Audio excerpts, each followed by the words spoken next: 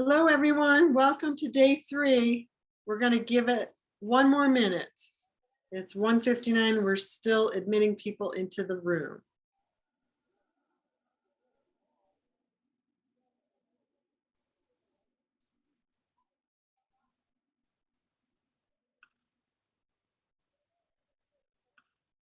Oh, hi, Aditi.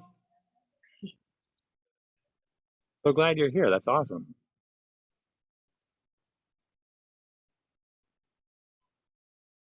Hi, 12033. Right. I like this part because I can see when I have my screen shared, I can't see any of like who's sharing something Yeah, or who's putting something in the chat. So it's nice to. I think that's Aditi. I think that's Oh, her. okay, okay. Yeah. Yeah, that's awesome that you're here. I got to reach out to you sometime soon because as I'm presenting on a lot of this, I keep thinking of like the awesome examples that you have, that you and your daughter have created together. They're just absolutely amazing. Oh, please tell Akira I said hello. I was just thinking about her yesterday. Hi, South Dakota. Hi, Michelle.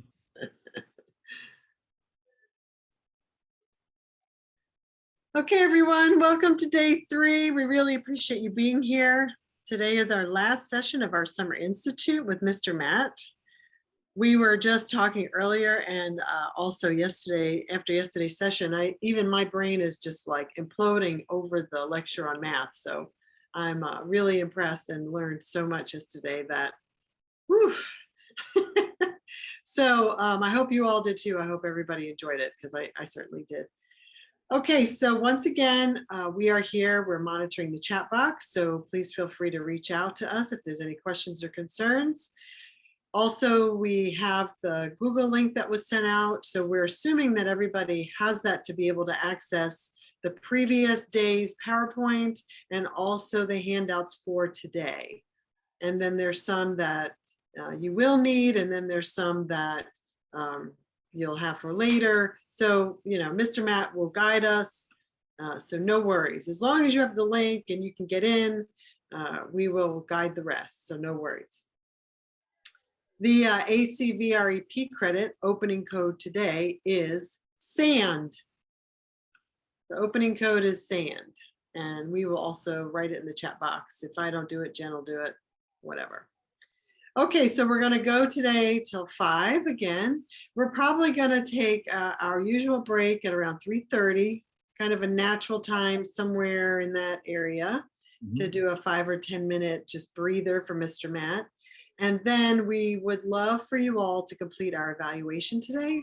So we'll pause at like 4:45 and we will say, hey, we'd love for you to fill out the evaluation. Once you fill that out, you will then receive, I think on the evaluation, you put in the ACVREP opening and closing codes, all that good stuff.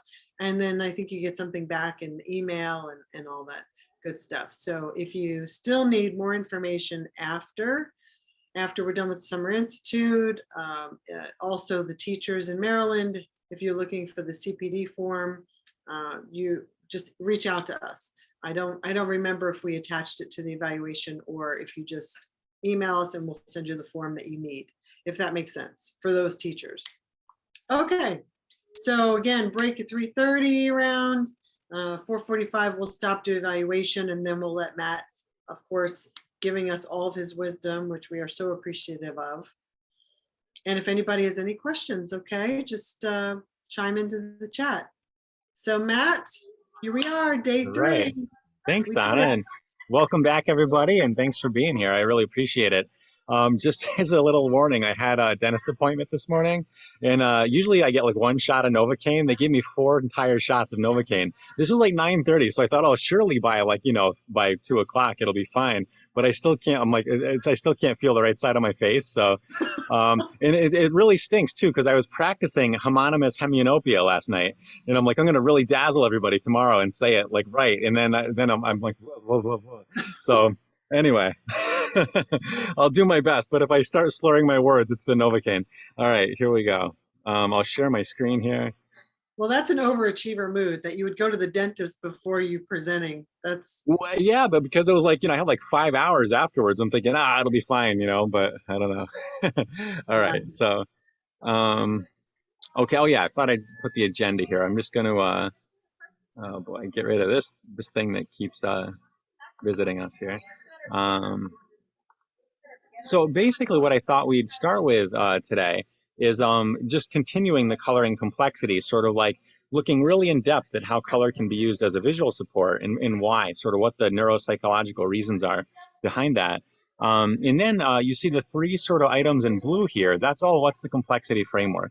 So I'll do a section where I'm introducing the what's the complexity framework. And then that'll be about a half an hour, I think. And then during the second blue section, which is the Paul video case study, for what's the complexity, that's when you'll need the handouts from today in the Google Docs. And I put a folder in there that says handouts you'll need for today. And then there's another folder that just says like handouts for future reference. So there's about 4 different handouts that you'll want to look at today, probably just digitally. I don't think you need to print them out unless you prefer to work that way. And right after we look at Paul's case study, we're going to have a sort of a 30-minute to 40-minute work session, I hope. We'll see how the time goes, where each of you can sort of complete a task bank and individual complexity profile, which I'll go over what those are, for one of your students or for your son or daughter. And then we can kind of like share, and you guys can ask me questions. And if we have enough time after that, my hope is to get to talk about aphantasia a little bit, or difficulty with internal visualization, and how that could impact people with CVI. So, all right, here we go, back to color. So we talked a little bit about Gestalt theory right at the end of yesterday, and about how Gestalt psychologists tell us that color is one of the principles of similarity that help our visual brains group all that disconnected data from the retina into meaningful whole units so we can interpret what we're looking at. Color can help us do a lot of things, right? We know it can help us notice a visual target. It can help us identify like what the visual target is. Sometimes color can really be helpful in doing that. Color can help us group related elements, right? Like in a visual scene. It can help us separate unrelated elements, which I'll show you examples of, and how that relates to our students, modifying our students' work. And it can help us structure visual space, which I'll also show you an example from a student in phase 2 and what that can look like. All right. But first I want to talk about, really we're talking about how color helps all of us first, whether we have CVI or not. All right, so let's do a couple exercises to help us kind of think about that. So let's start at the green. This is like a visual exercise. Let's start at the green start button, and then follow that line that starts at the start button, and see if you can follow that single black line all the way up to its conclusion, and tell me which, or put in the chat, which letter it ends at.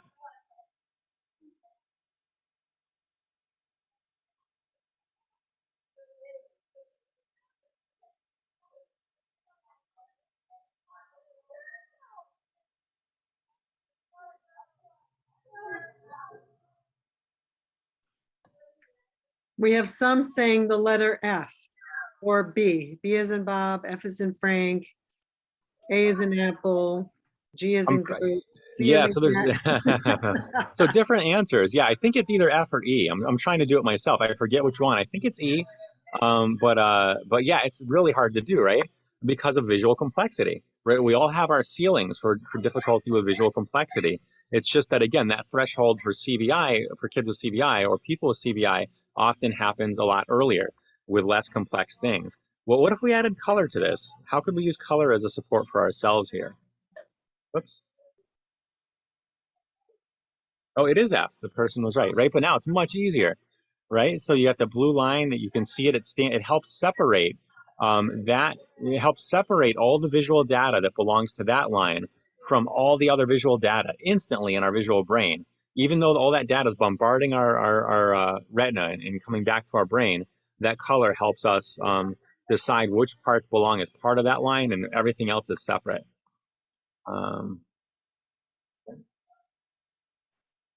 Okay. What about this? So, what about visual identification? So, who do you see here?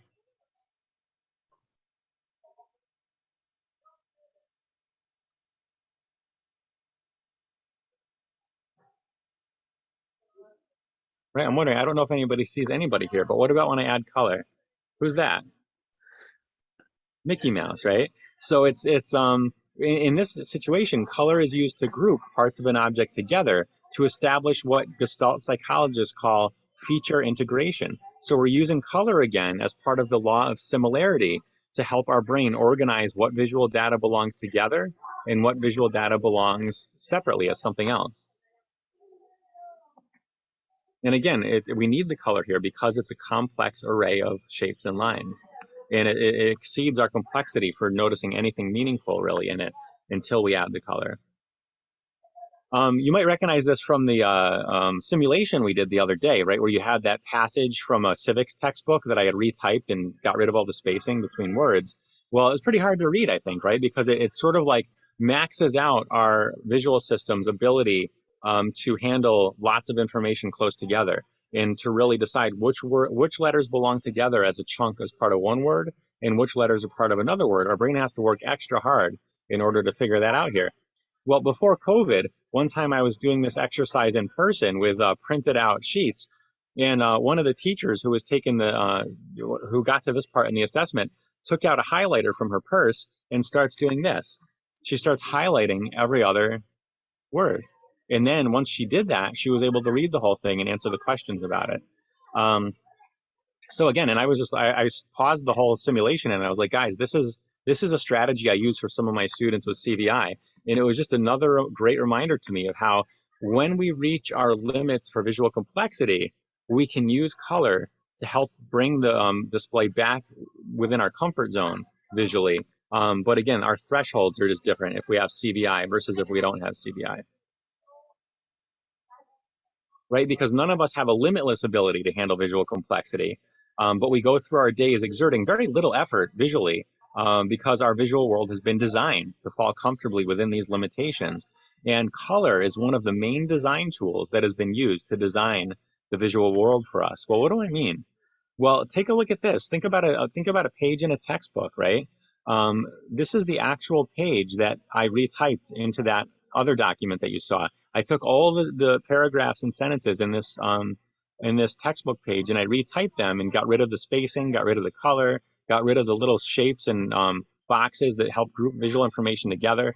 When the textbook company designs a book like this, they want to make their product as visually comfortable for the average user as possible. So they work with graphic design firms. They work with these artists who have been trained in the human visual system and what the limitations are and what sort of design elements help reduce visual complexity for most people.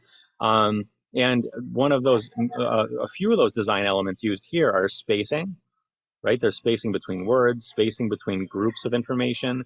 The information content is grouped by shape, right? There's horizontal rectangles, vertical rectangles, and most of all, what jumps out to me is the use of color, right? They use alternating color patterns in places. They use a bright color like orange to really stand out of something that's not really directly connected to the rest of the text, right? They're using spacing, color, and grouping by shape in order to reduce visual complexity for all of us.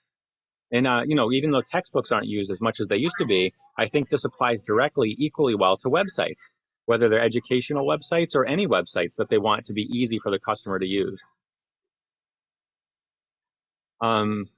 So every time we go on the internet or read a textbook, it's been carefully designed to fall comfortably within our visual systems if we're a person without CVI. Okay, what about if we pick up the TV remote, we turn on the weather channel to watch, see what the weather's going to be today. Look at the remotes, right? They have a lot of information. It's a visually complex array, all these buttons. And the designers of these remotes, they know that. They know they're trying to squeeze as much visual information on there as they can. But they also know that that could pretty quickly overwhelm the average human visual system, not to the point where we couldn't find the buttons, but to the point where it would be annoying and it wouldn't be visually comfortable anymore. So they design it using color coding, right? And using spacing and shape grouping, just like the textbook does, but in a slightly different way to make their product visually comfortable and less visually complex for most of us. And then you turn on the TV and up comes the channel guide and you're looking for the right channel. Well, again, lots of visual information at once, but they've used spacing, grouping by shape, and of course, again, color to help us separate out which information belongs together and which is separate. And it makes it much less complex for most of us, and makes it more comfortable to use their product. Think about I That's- think this is the Met. Oh yeah, go ahead. So now the bar has turned into a black line that seems to be covering some of the wording. Oh, weird. I see that. I'm gonna click on it. So it's like Okay. it got bigger and better. I got rid of it, right? Yes, now, thank you. Yeah. You're welcome. Well, I've noticed that whenever somebody comes into the waiting room, the big thing pops up again. So that's why it keeps popping up. And if I press escape to like go to a video, then it pops up too. Okay, so let's see. Thank you. So yeah, I think this is the Metro map from Washington D.C. I think, but most subway maps share these similar characteristics, right?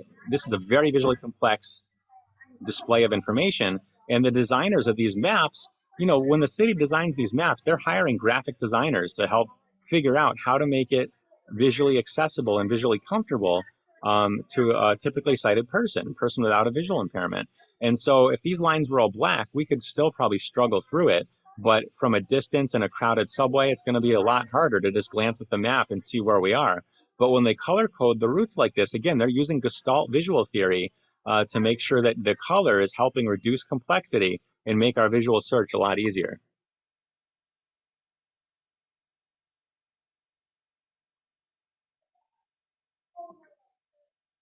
Okay, and then like Dr. Roman Lancy often gives this example too, where hide it of oh my goodness, there we go, of just a visual target. How often do we have things that are in bright colors like orange?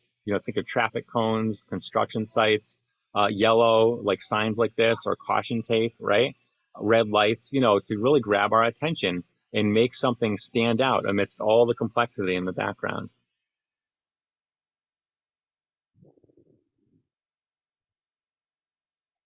Okay.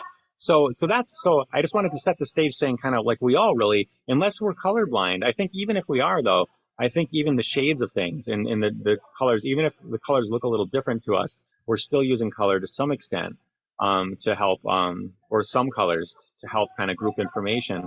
But most of us use color, for making sense of our visual world and reducing complexity. It's just that children with CVI usually need color even more. Why is that? So we know that the ability to see color is usually preserved in children with CVI. And I'm not talking about if a person with CVI also happens to be a person that has, ocular form of color blindness, because of course that can happen too. But I'm just thinking from a brain-based perspective, you can have cerebral achromatopsia, which means color blindness due to damage to the color areas of the brain. But it's not common. It's most of the time kids with CVI have preserved color perception. It might not be exactly the way their peer is seeing color, and for others it might be. I have some students, most of my students, who I can test for color will get all the answers correct, but then some will get like maybe orange and trying to like orange and brown or something mixed up if they're a certain shade or things like that. But in general, they're even those students are seeing most of the colors the same as, or similar to what I would, as far as their ability to name them. Um, because the ability to see color is so much stronger than the ability to handle visual complexity, color then becomes an important relative strength, right? So it's sort of like we all have difficulty with complexity, we all use color, but because kids with CVI tend to have such greater difficulty with complexity, using color as a support is even more important for them most of the time. And I just put a couple conceptual graphs here of how I think about the relationship, of needing color as a support to other factors. So to me, the need for color as a support is directly linked to difficulty with visual complexity. So this graph shows that as difficulty with visual complexity goes up, the importance of color as a support also goes up, right? And again, this isn't like from a scientific study. This is like my thought graph of like how I think about it. And then, but that's not the full story, right? Because if that was true, then that would mean that as you move from phase one to phase two to phase three, that would mean that like your need for color is going down, down, down, down, down. But that's not necessarily the case. I have students in phase three who use color as a support even more heavily than students in phase two. Why would that be? Well, because I think there's another factor that comes into play here.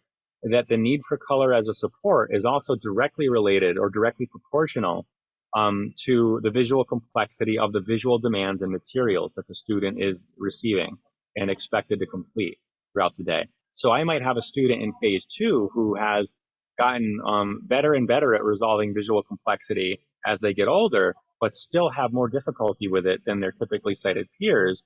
And because the complexity of their academic material a lot of times is getting more and more complex as they get older, they still need that color often for support, just in different ways.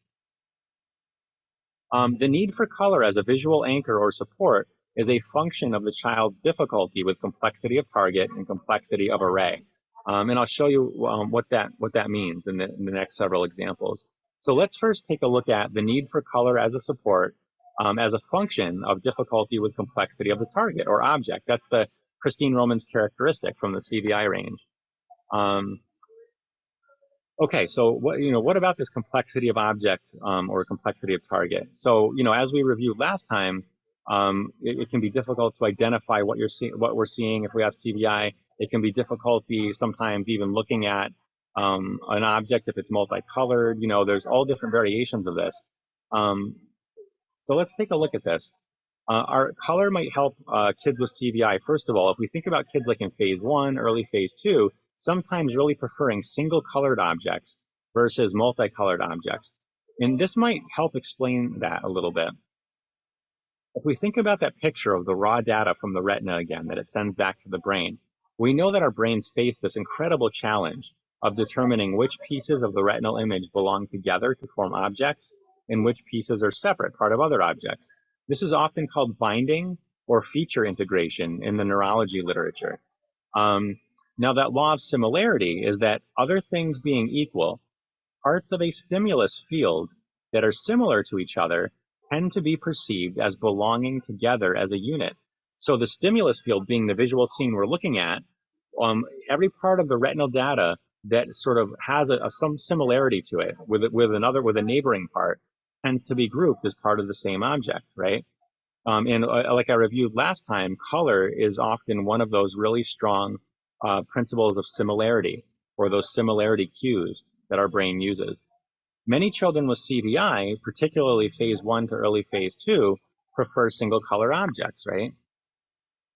Why might that be? Well, let's take a look at these two teddy bears. If you've got this teddy bear on the left, how many different shades of color or patches of color are there here? I'm counting 1, 2, 3, 4, 5, 6, 7, 8, 9. I kind of missed some too. If you count the green sock or shoe tops there, that could be 10, 11. The buttons could be 12, 13, right? So like that's 13 different areas of different color on this bear. And so instead of seeing one coherent object there, a person with CVI who already has more trouble than most people at integrating the isolated visual data into a coherent whole to form an object, they're going to be over relying on color to try to do that task. And if an object has tons of different colors in it, then that's not helping them accomplish that task of feature integration. And so instead of seeing one object, they may be thinking that there's 13 different objects there and that there's really therefore nothing much to look at. Hey, Matt. Yeah. There was a question. Okay, great. When we talk about color, is it implied that these are solid, saturated colors? Because the ability to identify and use saturated colors could be intact, but pastel shades could be harder?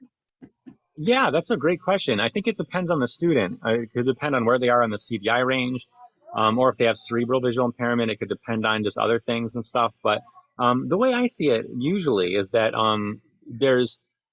when it comes to sort of the difference between the pastel type colors and the more highly saturated ones, they serve different purposes for kids. And it often, for me, depends on where the person is on the CVI range. So if you're like in phase one, early phase two, we're using a lot of bright, highly saturated colors, right? Like for everything.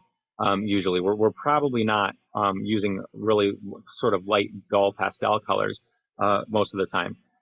But even for a student who's in phase three, who's maybe in academic classes, who's maybe doing downhill skiing and seemingly using their vision really well in a lot of ways, that person might still need and benefit from the really highly saturated colors like bright red, bright yellow, bright orange or something, just like we do, like with stop signs and stoplights and things like that, right? they might still really benefit from that to notice things like targets in the distance, right? Or to notice a landmark in their school, to have it labeled with a color so they can see it amidst the crowds and everything like that. But for other tasks, it may be really helpful to use more of the pastel colors. So I'm thinking of my student who's going into 11th grade now. If I wanted to, if she was going into a new environment, and I wanted to label, a door way off in the distance that was going to be her homeroom, I would use a highly saturated color, like, bright yellow or bright red. But when it comes to, say, like, looking at a table in science, like a two-dimensional table of like columns and rows, of organizing visual information, then she actually benefits from highlighting every other row a certain color in the table so she can kind of see the relationship between the cells as forming a row. But she prefers pastel colors in that point because she's not trying to notice them and have them stand out. She just needs to see a little hint of a difference between one row and the other. So in that situation, the pastels work better. When we've tried doing like bright red one row, bright yellow the other row, it's like too much for her in that type of situation, and it just overwhelms her. But she still needs those bright colors for like distance targets. So yeah, I think it really depends on the purpose and the student. So maybe when the student looks at this bear on the left, they're seeing 13 objects, right? Maybe. But when they look at this bear on the right, there's a strong principle of similarity here to help their brains put the visual data for bear together. It's all the same color, right? And that's going to give the brain a strong visual cue that these pieces of visual data aren't separate, they're together to form a coherent unit. And now there's something interesting perhaps for the student to look at.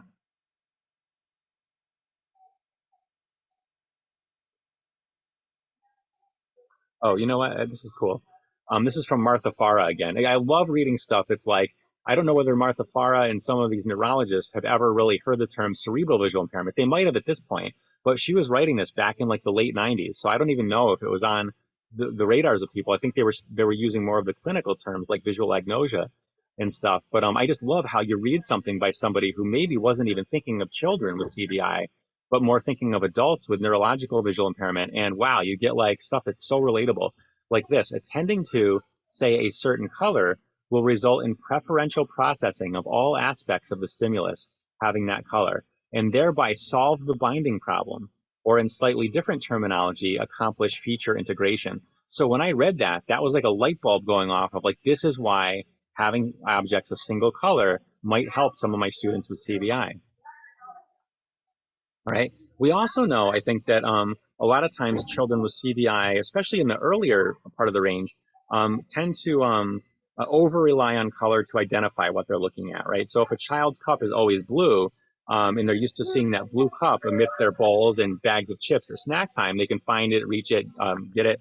But then if you substitute an orange cup one day and maybe put it in a slightly different side of their plate, it might, if the student is not relying on salient features yet, or even gross form for that matter, it might not look like cup to them, and it might go unnoticed. So just another way that color can sort of be really a critical factor in visual identification for students. Okay, we know from yesterday from the presentation that, or this was the day before even, that color photographs tend to be easier to interpret than other types of images like black and white line drawings for a lot of kids with CVI. So I think that we can use color as a relative strength when we're teaching salient features of words or sharks or other animals or objects, right? When I start introducing things like black and white line drawings, I'm often using color on apps like UDoodle. This is from Christine Roman's work, to highlight the salient features, have the student highlight the salient features, play games with it. And I think most of us are probably familiar with Christine Roman Lancey's bubble outlining technique. Sometimes I'll hear statements like, either things like, well, if this person has CVI, you have to outline the words in some kind of color. And I kind of chuckle because I'm thinking, I remember Christine telling me once that, or she was telling a group of us once that she gets kind of really dismayed when she sees sometimes CVI, somebody will say, well, CVI is kind of something about a pom-pom in a light box, right? But not using it intentionally and not knowing why they're using it. I think the same can sometimes apply to the bubble outlining technique. Christine always says, the bubble outlining technique does not teach a child with CVI to read, but it can help them learn to recognize words. You know, her point is that reading goes much deeper than just the recognition of words. There's comprehension, there's all sorts of things. But what I've also seen is some people say, well, I tried it with my student, didn't work, so I just don't use it anymore. And I think that's like, I just want to say that I've had some students who have learned to read without this. And that's great. However, their brains were working. They didn't need the bubble outlining. I've had one student in particular who was a fantastic reader who this was critical in helping him learn to read. Even before I had him, when he was in preschool, he had already mastered 100 sight words coming into kindergarten using the bubble outline technique. So it's like you never know, what's going to click. But the theory behind this is that because children with CVI often have more difficulty seeing the overall total form and shape of a word and the salient features of a word, but often still have that color as a relative strength, we can use their relative strength to really accentuate what we want their visual attention to really focus on, which is the shape of the word in this case. So I typically always try, if a student's having trouble learning to read and they come onto my caseload, if they've never tried bubble outlining, I almost always give it a shot. And sometimes I see it really help. And then other students just seem to learn like just with the regular word in print. So, and then also from Christine Roman is the highlighting of the salient features. And there's so many different ways to do that. Hey, Matt. Okay, so, yeah. We've got 2 comments in the chat box. Okay. Grace was saying yesterday about Roman bubbling feature for letter and word recognition. Her student prefers purple, but would other kids prefer a different color? Is it more of a personal preference or ability to see specific colors in letters? And then Diana also says, for single letters and numbers, is it most often best to use a solid color or outline? Oh, wait a second. Can you let me answer the first question first, Okay, because I was like, as you were reading the second, I was thinking of the answer to the first. So but all right, yeah. So for the first one, that's such a good question. I've always wondered about that too. Is it sort of like, well, because my student who I was just mentioning, who like the bubble outlining really was a critical aspect of him learning to read print. They tried red, wasn't working. They tried other colors, like I think this was before I had him, like yellow. I think they probably tried, wasn't working. One day at home, his mom was trying to make some word flashcards to send into school with him the next day. And the only highlighter she could find was a pink one. So she's like, what the heck? And she used the pink highlighter to highlight the words. And like, boom, he started getting it. And then so we used pink bubble outlines with him all the way up until about 3rd, 4th grade. He got to the point around 3rd grade where all the words he had mastered, he didn't need the outlines anymore, but he needed them for for new words still. And now he's going into high school, and he learns new words all the time without bubble outlining. But it was sort of like really cool to see that development, starting with the bubble outlining and then gradually sort of graduating to less and less support. But yeah, I always wondered, why did he choose pink? He can see all the colors, so I know that's an example of where I don't know why red didn't work, because he can see red, he can name red, he can sort red from other colors. And I don't know why whatever other colors they used didn't work, but for some reason it's almost like it was a preference or just, I don't know if he would be able to tell me, but it just clicked for some reason. But yeah, that's a good question. I wish I knew.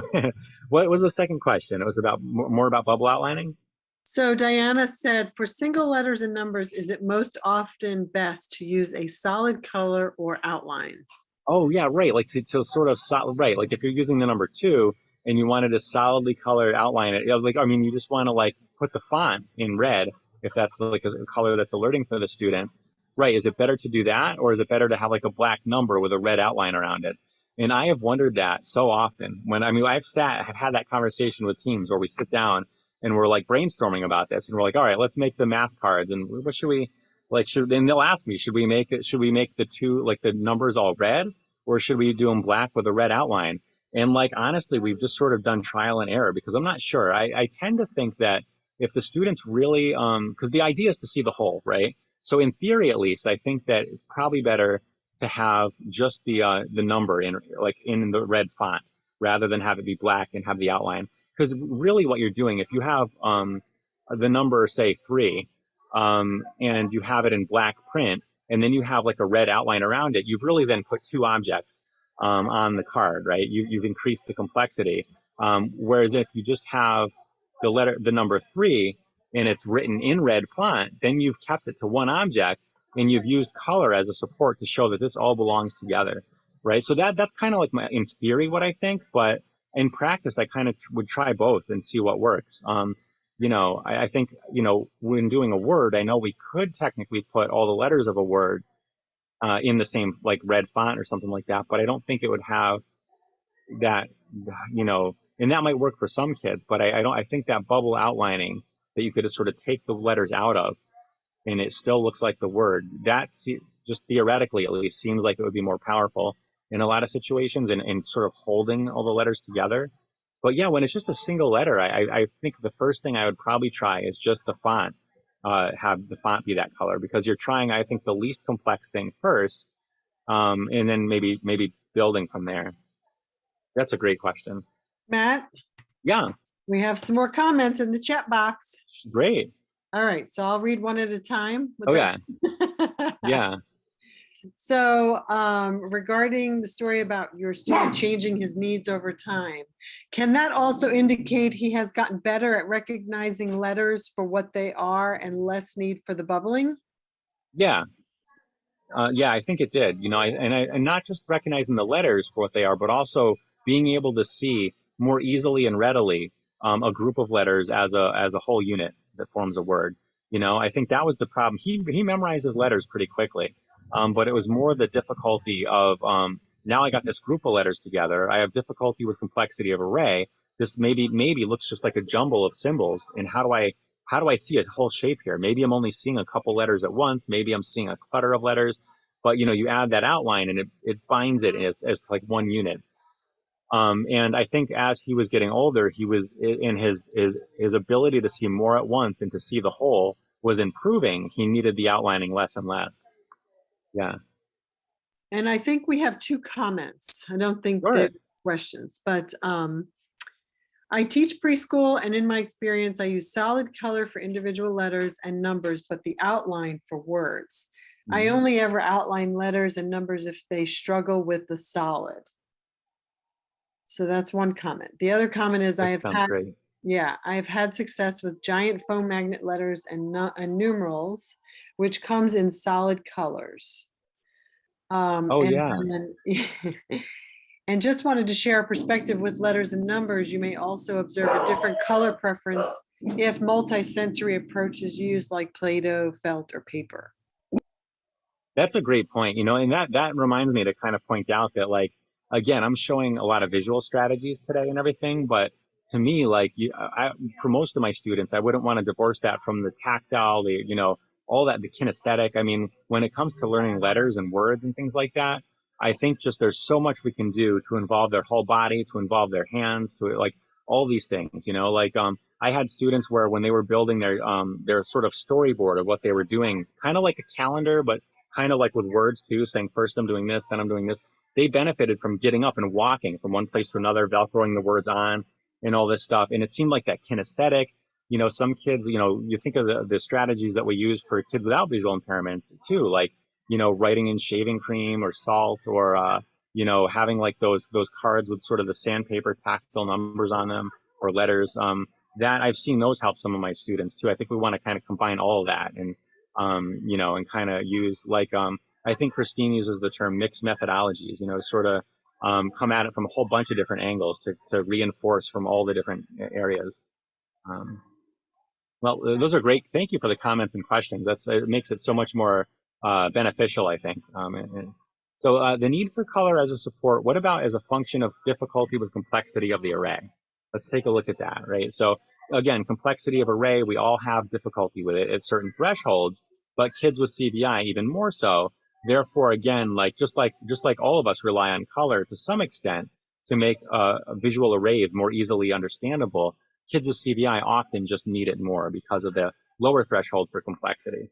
Okay, so we can use color to highlight a visual target, right? These are a lot of the things we're familiar with already as a group probably. But sort of I like putting them in this context of sort of Gestalt theory and sort of like the neurology of visual processing because it reinforces for me on kind of like that neurological level why we're doing it.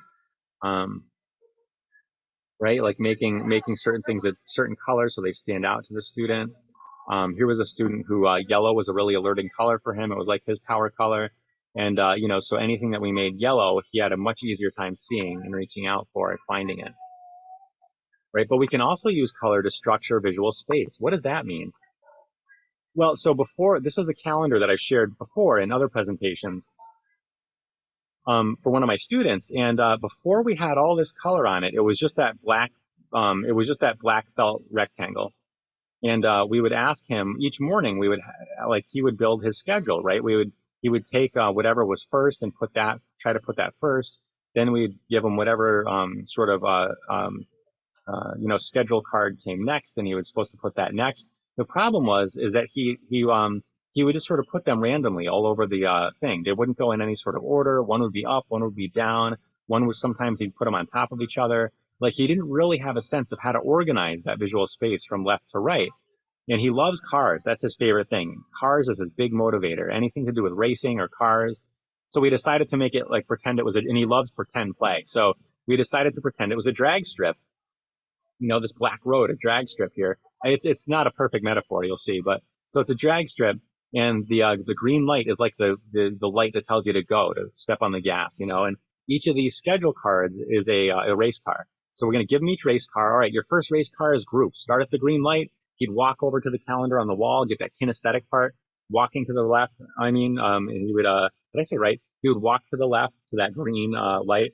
And then we'd say, all right, ready, set, you're going to go, and you're going to race the car, and you're going to park it in the first yellow parking space that's empty. So you'd start at green, and you'd see the first parking space was empty. You'd put it there. Then he'd come back to us. We'd give him the next item, tell him he had speech after group. He would take the race car over, put it by the green light, and then he would go, okay, groups, the first parking space is full. Oh, the second one's empty. I'm going to put it there.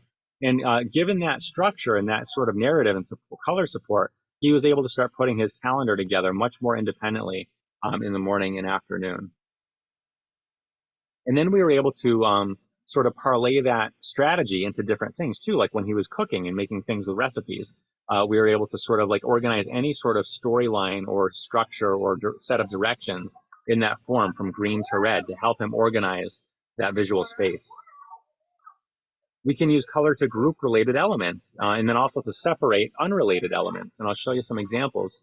So this was an example of where one of my students was having trouble following her sheet music when she was in drum lessons in school.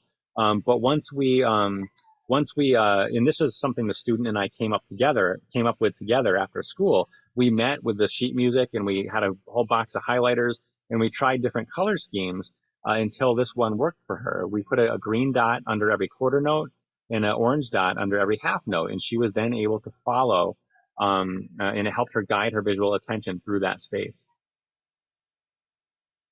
All right, color is used to group related elements, right? So when a person with CVI sometimes is looking at a map, and the map's all black and white, I think one of the hard things, and I think this goes for black and white line drawings too, I think one of the really hard things is, first of all, if you're not seeing all the lines at once, like the totality of it, right? Because we know a lot of our students see piece by piece. If you're looking at the outline of North America and you're only seeing fragments of the line, how can you possibly start to get a sense of the whole gestalt of the shape? And then after that, which white space belongs inside of those lines and which space belongs outside of those lines? I think that would almost be an impossible task. So I had a student in third grade who was really struggling with this. She said it looked like a bunch of black spaghetti just put down on the paper. It looked like nonsense to her. But once we color code it, and what we did there was show that, okay, all of this space, all this green space here belongs inside this set of lines that we call North America. And now it's one object that you can see at a time, one at a time, instead of trying to see each bit and piece of the lines that were making up North America before. And then she was easily able, I shouldn't say easily, she still had to work at it, but she was able to do it independently. After we taught her this map, she was able to recognize everything on there. And that's the one she used on her test as an accommodation. Matt? Yeah. Somebody has their hand up. Oh, go ahead.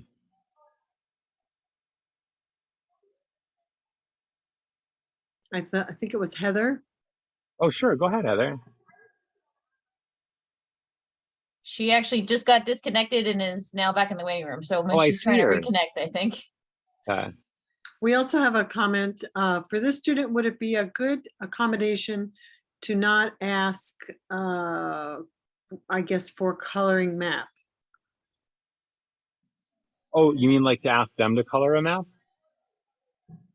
Would it be? What, I'm not sure the Yes, you're question. correct. Yes, you're correct. Yeah, so this student actually had an accommodation in her IEP when she was in elementary school that it sounds bad, but that she wasn't allowed to color. I know that sounds like a downer for a kid, but she was allowed to color. The team wasn't allowed to give her things that she had to color in order to demonstrate her knowledge for an assessment or an activity, or a test. You know what I mean? Like color in all the shapes that have an area of 45, whatever, like that kind of thing, because coloring was so difficult for her. Of course, if she wanted to, she could you color like for fun. But when it came to actually like coloring for purpose, like that, it was really hard for her. And so coloring and drawing was actually something that she had to pass on her IEP, where we would work on like drawing fun things and doing like things together sometimes, but she wasn't required to draw for any learning tasks or any tests or assessments. And we knew that we had to get her the information in a different way because the coloring and drawing was just so hard for her. Um, and does Heather have her hand up?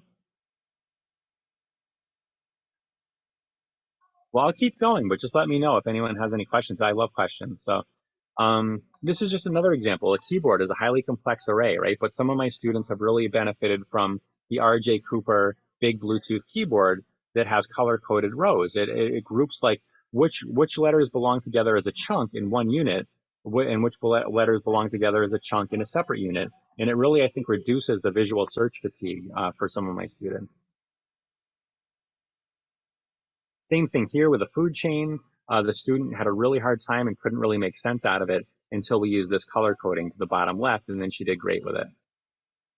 All right.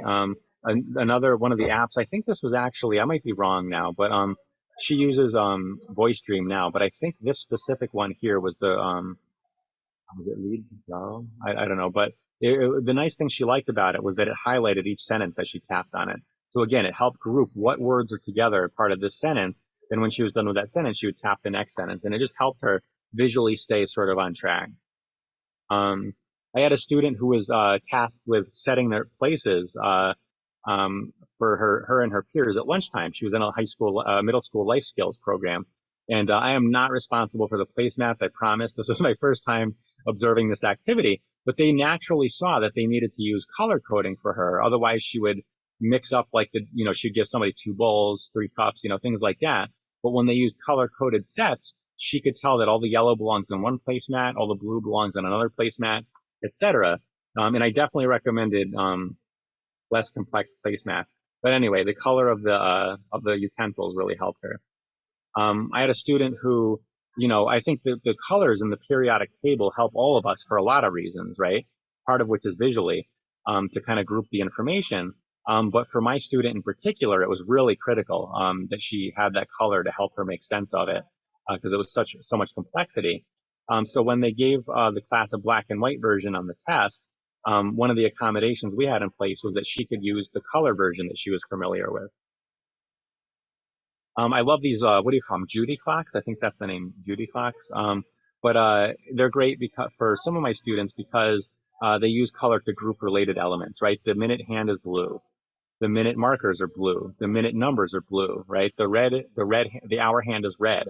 The hour numbers are red, and so on. I think that's just sort of a natural way that helps all of us learn. But I think for this particular student in phase 3, it was really, really important for him. Right? For one of my students, the same student actually that I just from that previous example, when he started doing math worksheets and they were having him do it in the general ed classroom with all that complexity and commotion going on, it was just too much. He couldn't concentrate on it. He was getting upset. So we saved the worksheets for like his quiet one-to-one workspace with his special ed teacher. And instead, when he was doing math in the classroom, we kind of what I call over modifying, even though it's not over modifying, but it was sort of putting the thing well within his visual ability so that he could do it at the same time as he was in this more complex environment. And you'll see that we used color, among other strategies. We used color and spacing here to help differentiate one element from another. Like if the operation sign isn't black, like the numbers, he's less likely to get it mixed up with one of the numbers, same with the equal sign, and things like that. We can use color coding to help our student get a sense of columnness as opposed to just a jumble of tons of different numbers. These were some accommodations the same student in early phase 3 at the time used to help him see columnness and organize all those visual elements and see which ones were supposed to be related to each other as units. All right, color coding for more advanced math, where for this, it's just simply that there's a lot of information in one problem. And so we use color coding in a way to show which parts of the equation relate to which parts of the dimensions on the shape. This was a situation in which a student was taking a test on geometric prisms on finding volume. And the teacher and I had worked together for hours and hours thinking that we had modified the test really well visually, and here we gave it to her. She got a D on it. And her mom, who studies really hard with the student and supports her at home, emailed us and said, I think I had a sense that that D doesn't really reflect her knowledge on this. She seemed to understand the content when we were studying together. So is there anything else visually you guys could have done, do you think? And I remember the special ed teacher showing me the email in her office and saying, Matt, can we just email mom back and say, hey, listen, we already tried everything we could visually. It was visually accessible to her. Therefore, it was just that she didn't understand the material. And I said, no, we can't do that. CVI is super complex. It's more likely than anything else that we just haven't figured out the best way to present this to her visually yet, or even also tactily. And so what we ended up doing was I realized after looking at it more closely what the major problems were for her in this. First of all, she had to fill in missing dimensions, right? Well, in order to fill in missing dimensions here, like in order to decide which dimensions here are the length of 5 inches, you have to notice that one dimension is already labeled 5 inches.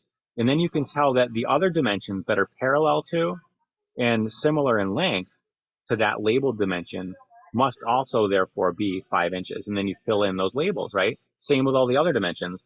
But I already knew, because of her CVI, that my student had difficulty judging parallelism between two lines and also had difficulty judging relative length of lines. She had a hard time telling whether a line was shorter or longer than another one. So right away, this task was visually inaccessible to her, the first part of this task. So we decided to use color coding to say that, okay, every line that's pink is going to be the same as the one that's labeled right there as 12. Every line that's orange is going to be the same one as the one there that's labeled 5, right? And so on. And, a lot of times we were walking this line where we would ask ourselves, are we giving her cognitive information about this, or is it a visual accommodation?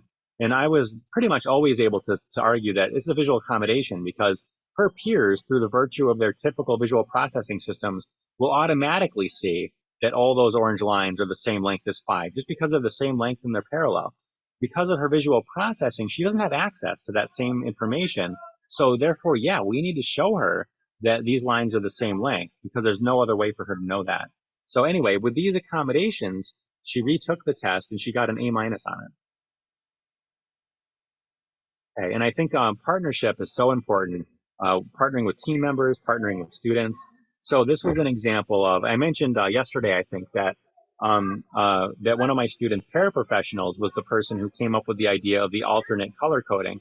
And from that, when she first started alternating the colors of the manipulatives that my student was counting, the team and I got together, and for reading, we realized that similarly, because our student was having trouble when we started connecting words to each other, we realized that similarly, if we highlight every other word, that gives our student a strong color cue that all the letters that are highlighted in yellow here belong in the same unit called ginger.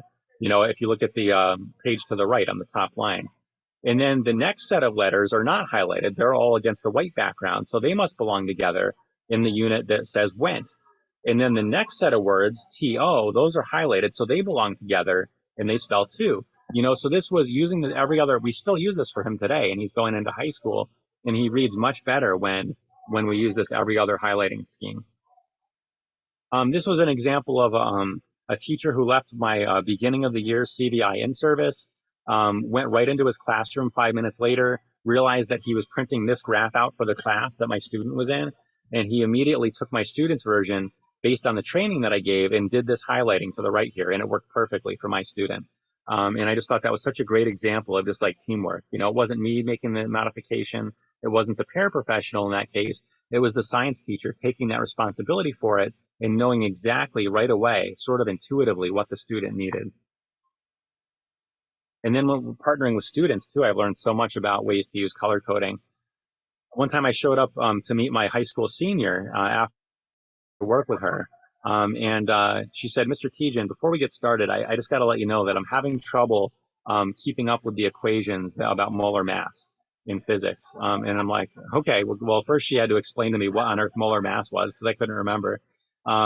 And she explained to me like the concept of it. She's very bright. It wasn't a cognitive issue why she couldn't read her paraprofessional's notes. It was because there was just too much visual information to follow. So we got the notes out, we sat down with our highlighters, and we came up with a coloring scheme that worked for her to group related elements of that equation. And then we showed it to her paraprofessional, and her paraprofessional was able to then follow that scheme for all the related notes that were like this. That same student at the beginning of the year told me she was having trouble with the black and white graphing calculators. And she said, I wish there was one that was in color that would sort of help me differentiate one line from the next, one set of data from the next. And I thought that was a brilliant idea. And so we asked her math teacher, is there such thing as a calculator that's in color, a graphing calculator that's in color? And if so, maybe we can order one. And the teacher said, oh yeah, of course there is. It's called the TI-84 Plus, and I've got one in my closet right here. Here you go. And she used it for the rest of the year, and it worked beautifully. All right, so conclusion. We all have difficulty with visual complexity. Color happens to be a visual support for each of us, helping our brains perceive what our eyes are giving us. Many kids with CVI have even more difficulty with visual complexity than others. Their color perception is usually intact. Therefore, color can be more important to their visual functioning than it is to the average person who doesn't have CVI. As Christine Roman-Lancy says, color remains an important visual anchor for students with CVI throughout all three phases. And I find this is true for most of my students that use color to some extent. Even if it looks a lot different than maybe a child in phase one, between the child in phase 3 and phase 1, it's still the same principle. All right, and color is one of our most important design tools, I think, for a lot of students when we're faced with the task of designing an accessible school day for them. All right, so we have 2 comments. Sure. We have 2 comments in the chat. Oh, great. It's very interesting to see color we use in everyday life that helps us and we don't realize it. I am a color coder, so I like using color anyway and use it with my students, whether CVI or not, so we all win. The next comment is this task could be visually challenging for students who have CVI and subtle issues in visual closure. Wait, I wonder which task that was about. Yeah, I don't know. That's interesting. Yeah, if you want to elaborate on which one that was it the math maybe? Yeah, that's really interesting. Yeah, I love what the first person said about using color for all their students. One of the students who I have, the one who's going into 11th grade, a lot of the examples I showed were from her. One of the really cool things I've thought over the past couple of years in high school is that more often than not, she's had her teachers actually use the modified version. Like her paraprofessional has been trained for a few years by me on how to make these modifications, and we've collaborated together with the student and family. And it's gotten to the point where the paraprofessional is like a specialist, like a Braille transcriptionist almost, and rarely needs me at my input anymore. It's really her and the student that put their heads together and figure out how to modify each thing. And they'll just ask me for advice sometimes if they're stuck. But one of the things that I found really cool is that a lot of times when the materials modifier gives the modified version of the test to the teachers, they use that for the rest of the class because the other students like it better too. More spacing, less problems on a page, more color. It helps all of us. Okay. The task was the measurement task. Measurement task. Yeah, Could be visually challenging for students who have CVS Oh, little oh, as issues. far as like measuring the lengths of the lines and knowing which one were 5, which ones were 12 and stuff. Yes. Yeah, definitely. Yeah, if you have yeah, from a visual closure standpoint, yeah, totally. I mean, if you because part of that is like you have to once you in order to find the area of each prism, like there were two connected prisms, right? In order to find the area of each prism, you have to imagine each of the two sections as its own separate prism, and you do have to use some visual closure there to imagine the part of the rectangle that's not really showing, or the prism that's not really showing. So that's another great point. Yep. And Matt, it's up to you if you think this is a natural time for a break or if you want to keep going. It's totally up to you. From 2 to 3. Let's keep going for a little bit if that's okay. Maybe in a half hour we'll take a Yeah, break. that's Okay. fine. Whoa boy, where did I get off to here? Okay, let's see. Presentations. I went like way back.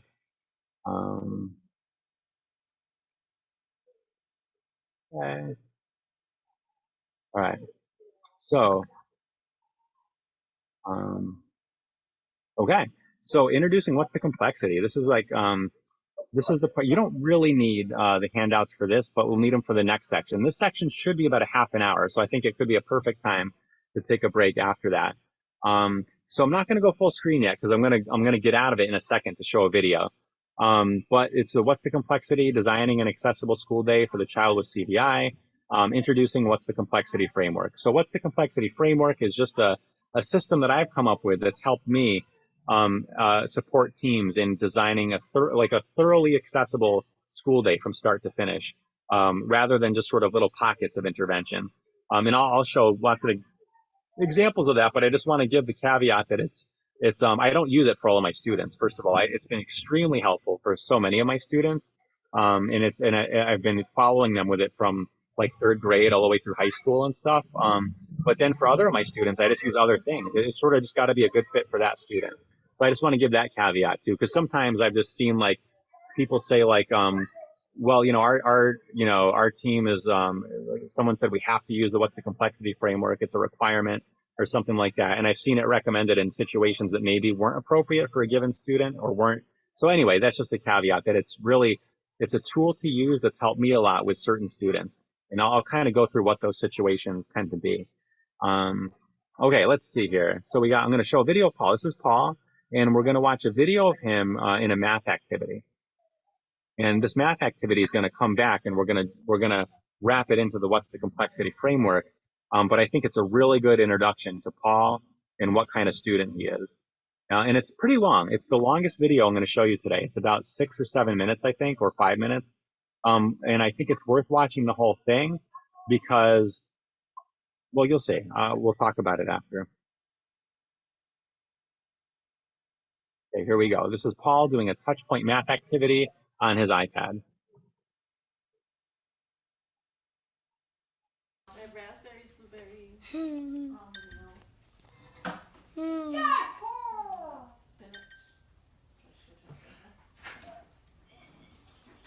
Skip this because we know how to do it.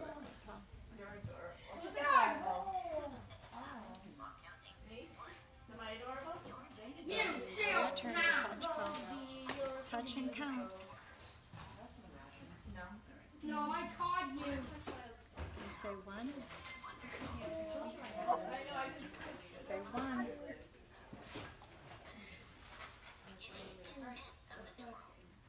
Not that it's ever really worked. I stop what?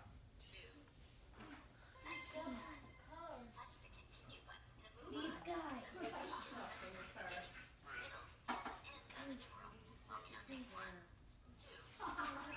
Ready?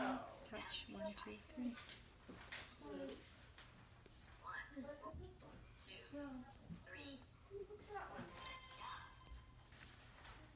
You're welcome.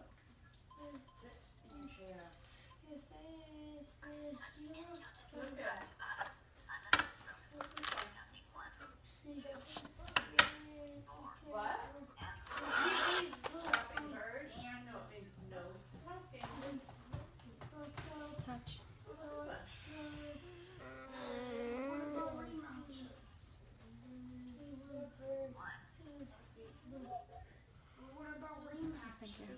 to that.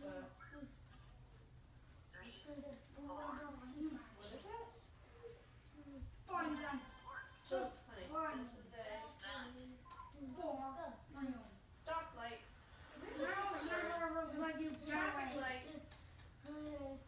Fun. You'll just have to see me back. Go together because they are in the same category. Think about the category animals. The word is ram. So now you know. And we are not talking about it anymore. I just have to do it my way. Category is Lucas. animals. Choose the word that best goes with Lucas, what is this? This is animals. Traffic light. yes. They both go with the category animals. Did you have his headphones? I don't know where they are. Lamb. Need them? I just What's the? cannot do it.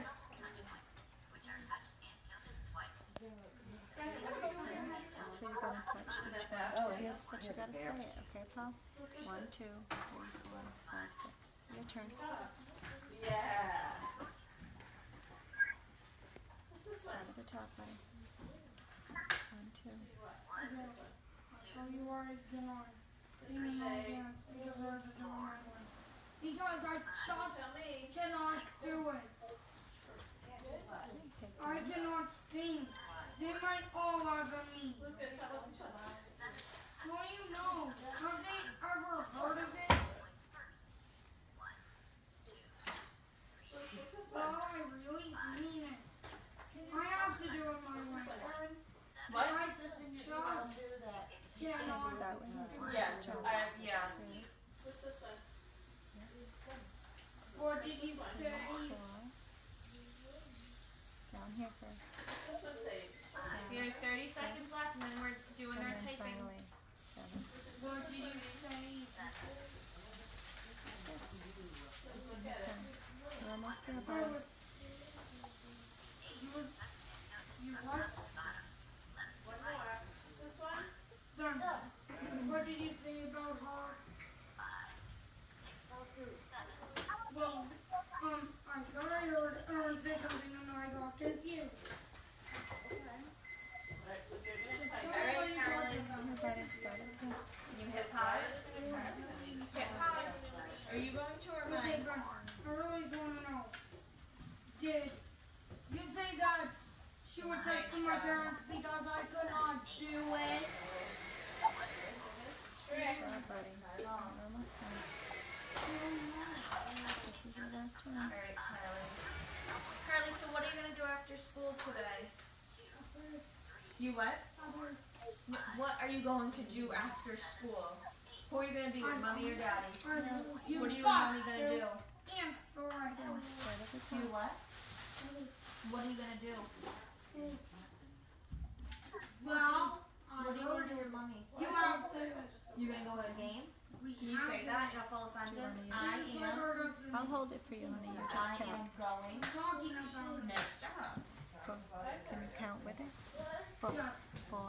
Because if you Say do it, not Paul. 5, talk, I will never know. 6. Can you please do your Alexia? Can you please tell me? 9. Can you please tell This me? is what you're gonna type. I am going to a game. Your turn to type.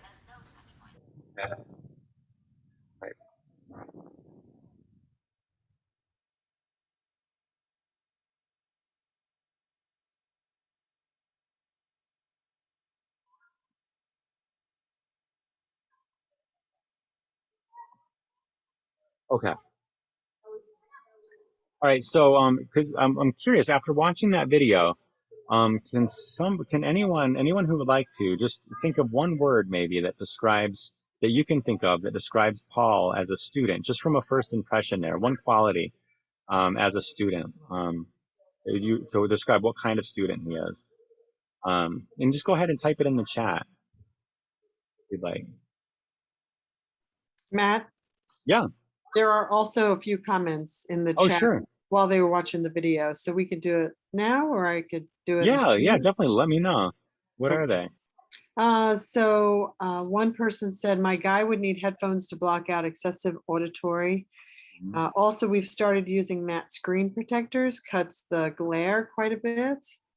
We also had another comment that is also talking about the glare and reflection on that screen, getting down to the eye level with the student to appreciate what they see. Another one agreeing with headphones. Another person said fatigue is slowing down learning. Then we had another comment. I'd love to be able to be in front of him to see what his eyes are doing. Then we had another comment. What is the purpose of the activity? Another one, maybe a slant board or easel so he's not dependent on the paraeducator to hold or angle the iPad. Another comment that the iPad isn't stable. Child motor patterns may benefit from stabilizing it and also having shoulder, elbow, wrist support. And then another question about suggesting a brand of matte screen protectors. I buy a lot of matte things and some of them are not truly matte. Another comment is there's an iPad stand on Amazon. Another comment is constantly changing visual angle on the screen may be an issue. Then another comment, what we've used is the Mocha matte screen protector for his iPad Pro, has been very durable for my guy, can be pretty tough in things. And then we have some words. So if you want some adjectives on describing Paul. I'm happy to do Sure. those. Yeah, those were awesome, by the way. Those, I mean, man, that's so one of the things that we're going to do in a little bit as part of the What's the Complexity framework is brainstorm some recommendations for that activity, among others. But you guys are jumping right out of the gate with that. Yeah. Yeah. I think there was a lot we could do with that activity. Thank you. So some of the words to describe Paul are determined, persistent, scanning. He exhibits persistence even with lots of factors like noise and glare, etc. That's great. I love it. Determined, persistent. Absolutely. Like everything he was, I mean, I think he did more work. So the team, this was a one-time consult for me. And I talked on the phone with some of the teachers before going up there just to get some background. And I talked with his mom as well. And one of the things I was hearing from his teachers are things like, sometimes he just wants to be lazy, lack of motivation. He'd rather just be playing. He doesn't really want to learn. Stuff like that. And I think that's, after seeing just 7 minutes of Paul endure an activity that was pretty inappropriate for him, we can see how all of those things just aren't true, and that the actual inappropriate aspect there is not his behavior in school, but it's inappropriate activities, which are the problem. So yeah, just the determination. I think he did more work in that 7 minutes than I do an entire day most of the time. I don't think I can think of really any activities where I'm exerting myself to that point where I'm really almost falling over. I'm having trouble keeping my head up. I mean, he was working so hard. It was tough to see the team. They adored him and they loved his personal qualities, but it was hard to see the team not appreciating how hard he was really working. So we have the opportunity to redesign the visual world for a child like Paul. And we can help him. And I think there's lots of ways we could do that. And What's the Complexity framework that I'm going to share with you is just sort of like the way that's helped me. One of the ways that's helped me. These are kind of like the principles of the What's the Complexity framework. Our students deserve tasks that are within their visual abilities, an environment that is appropriate for each task, and a schedule where visual complexity and demands are thoughtfully balanced throughout the day. So a balanced activity is one of the sort of main aspects of the What's the Complexity framework. In a balanced activity, the whole idea is that the level of visual complexity in the task is a good fit for the level of visual complexity in the environment. So ideally, if the environment complexity is high, let's make sure the visual demands of the task are really low, right? And if the task is by nature pretty visually complex, let's make sure it's done at a time or a place where the complexity of the environment is low, right? So that's the idea of a balanced activity. And when we're thinking about whether an activity is appropriate for a student in the What's the Complexity framework, we're really not asking, can the student do it? Because a lot of times the answer might be yes, like Paul just did there, but it's super fatiguing. We're really asking, should the child do it? What's the purpose? Is it too visually complex? what level of strain and fatigue, stress, and anxiety might the student be under in order just to push through this task? Gordon Dutton says that meaningful learning will occur when the child is not frightened, stressed, or anxious, but comfortable, relaxed, and happy while engaged in completely accessible, enjoyable, engaging, and meaningful activities. A balanced schedule. So we talked about balanced activity. A balanced schedule is the balance not within each activity, but across activities throughout the child's day. So does the child have like a bunch of really complex activities all in a row and they're fatigued after 2 hours of school, right? So a balanced schedule is one where visual complexity is distributed in a mindful, intentional way that works best for the student. And the goal is to reduce cumulative visual fatigue throughout the day and keep that visual battery charged, right? None of us like to look at our smartphone and see that red line that the battery's about to go dead, right? It's much less stressful if we're keeping it charged throughout the day so we don't get to that point. I have a student whose mom might be on this meeting right now, who she has the Start Seeing CDI blog, but I love a quote from her saying that when you run a marathon, you don't wait till you're thirsty to drink, because then it's too late, right? You drink proactively throughout the race. And that's how I like to think about a balanced schedule for a student with CDI. So I'm going to show you there's only a few components to the What's the Complexity framework. It's pretty simple and straightforward. The first is called the task bank. And this is the longest part of it, and it's really just a worksheet. This is in your handouts, but you don't need to access it yet. That'll be like in the next half hour. It's really 5 pages of this, basically. It goes through each characteristic that I use in the What's the Complexity framework, and it lists a bunch of different tasks that sort of like fall under that category of characteristic that the student might be asked to do. And it gives us a place to indicate whether that task is currently comfortable, challenging, or frustrational for the student. And when I'm looking at this, I'm not considering the environment yet. I'm thinking of, in a perfect environment, taking the environment completely out of the equation, would looking at single color novel objects be comfortable, challenging, or frustrational for this student? And then it's later on in the process that we then look at the environment and how it's interacting with that task.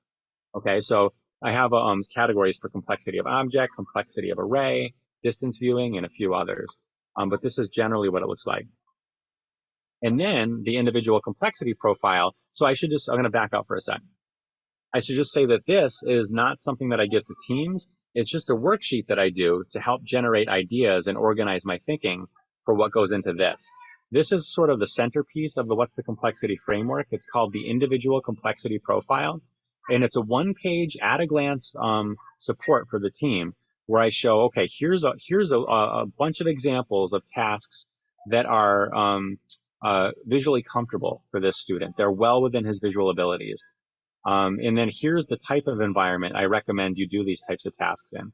So for one student, I might write a bunch of tasks under comfortable here and say, for this particular student, we could expect him to do these comfortable visual tasks in an environment that's minimally complex, moderately complex, or highly complex, right? And I would circle those at the column on the right under appropriate environment.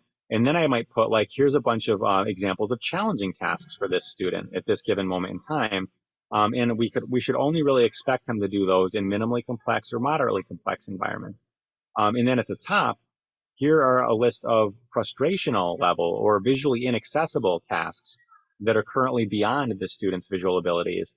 And I would write a list of them. And these are examples of tasks that we shouldn't attempt in any environment with a student. And then at the bottom, under low visual demands, are examples of different types of visual breaks and other strategies besides vision that might work for the student. So for Paul, here's just a little section from the task bank. I went through and circled a bunch of things that were generally comfortable for him, a bunch of tasks that were more challenging for him, some that were frustrational.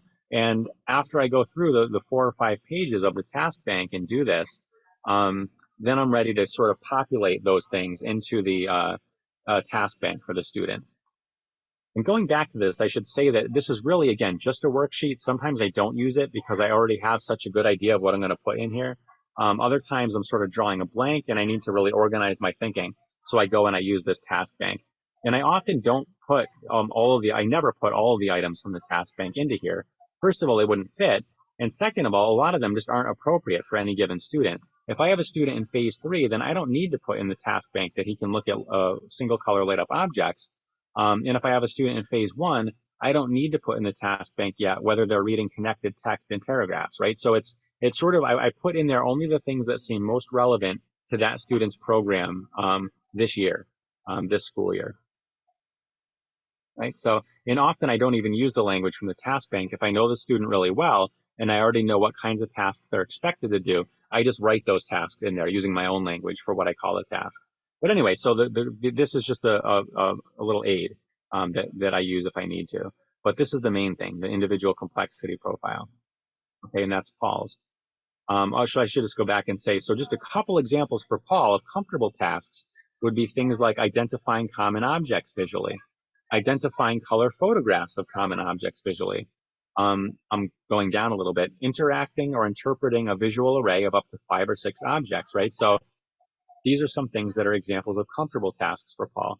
And Paul can pretty much do those, I feel, from my observations and interviews with his family, probably in a minimally, moderately, highly, or extremely complex environment, because those are they really seem to be well within his visual abilities. What are some examples of challenging level tasks for Paul? Things like identifying letters. He's getting it, but it's a stretch and he has to work hard at it right now. Things like word matching exercises, interacting with an array of up to 7 to 10 objects, so on and on. And we can expect Paul maybe to do those usually challenging level tasks in a minimally or moderately complex environment, but not a highly or extremely complex environment. That would be inappropriate. And then finally, some examples of frustrational level tasks for Paul. And again, it just says to the right there, under appropriate environment, that we shouldn't attempt frustrational level tasks at all without the right supports in place. Okay, so here are some of the languages that I use to rate the I'm just going to move this bar.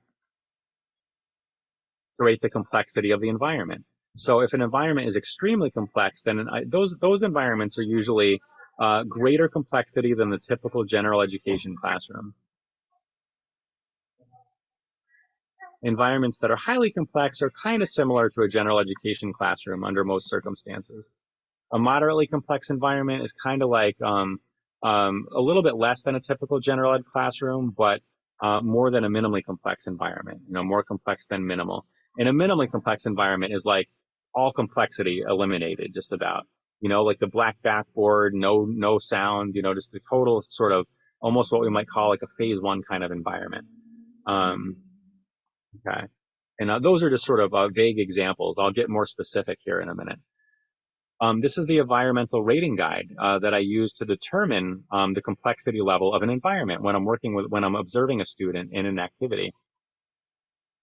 So if we look at the column headings, I use characteristics from the CVI range as like the components of rating the environment.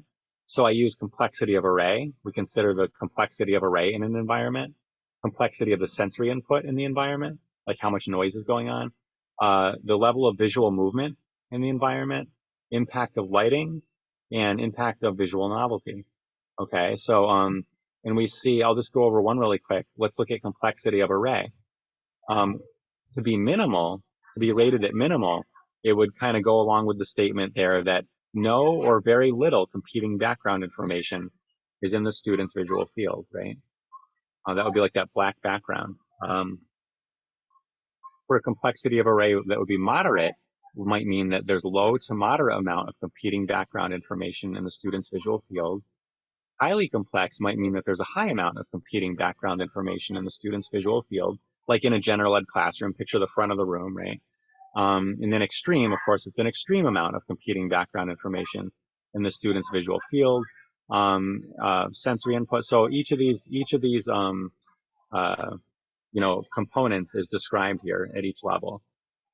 Okay, so let's think about Paul again in Touchpoint Math. Let's look at the vantage point. Let's rate the environment that he was in from a complexity standpoint. So we're going to watch the video of the environment really quick from his viewpoint.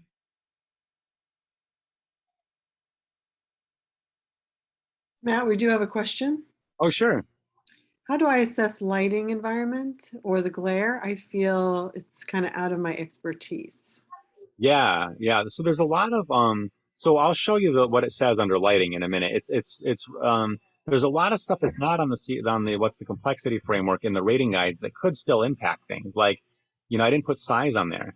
I didn't put contrast on there. I didn't put glare. I didn't put visual fields and things like that. And part of that was because I felt like those things are things that not all the time, believe me, but most of the time, those were things that my teams were naturally getting. They were like, oh, okay, he's visually impaired. I'm going to make it bigger, going to make it higher contrast. Where should I put it? Should I put it up? Should I put it to the left? Those are the things they were already sort of thinking of when they thought of visual impairment. And we know that our kids with CVI can have difficulty with those things too.